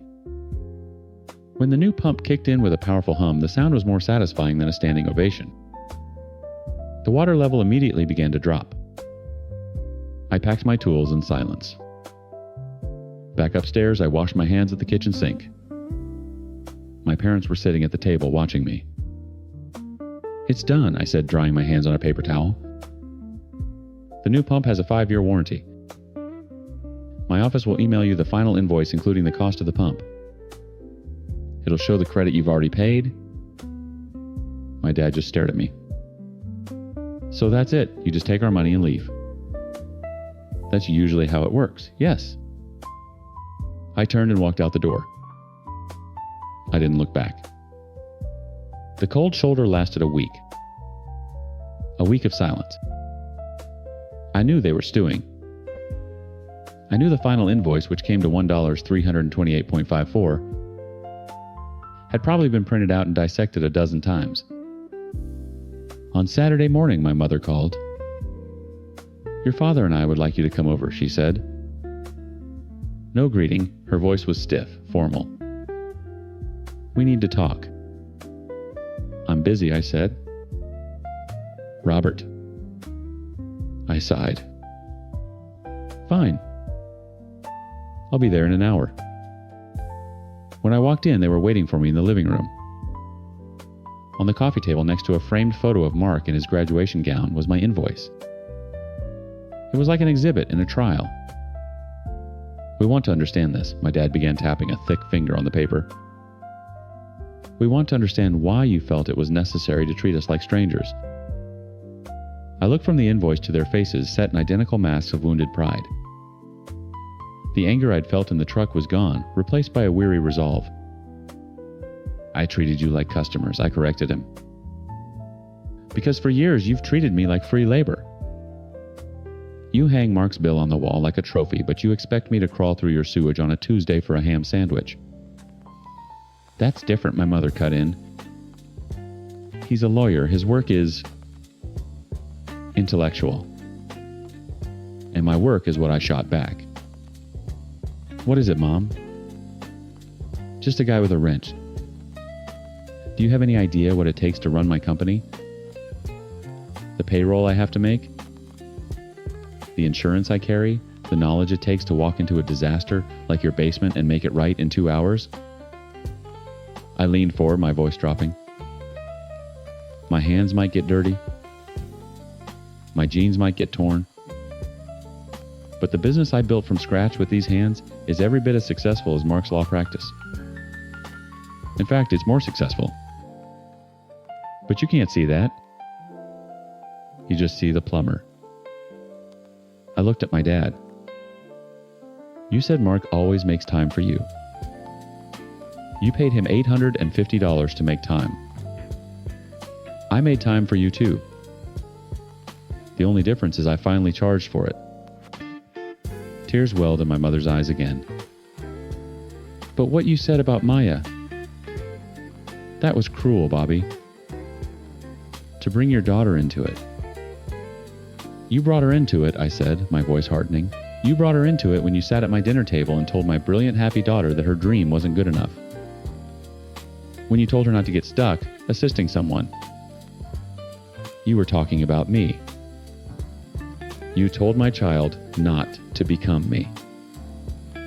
I stood up. The room felt small, suffocating. So yeah, I sent you a bill. I wanted you to see in black and white what the work you've always taken for free is actually worth. I am a professional. I am a successful businessman. Just like my brother.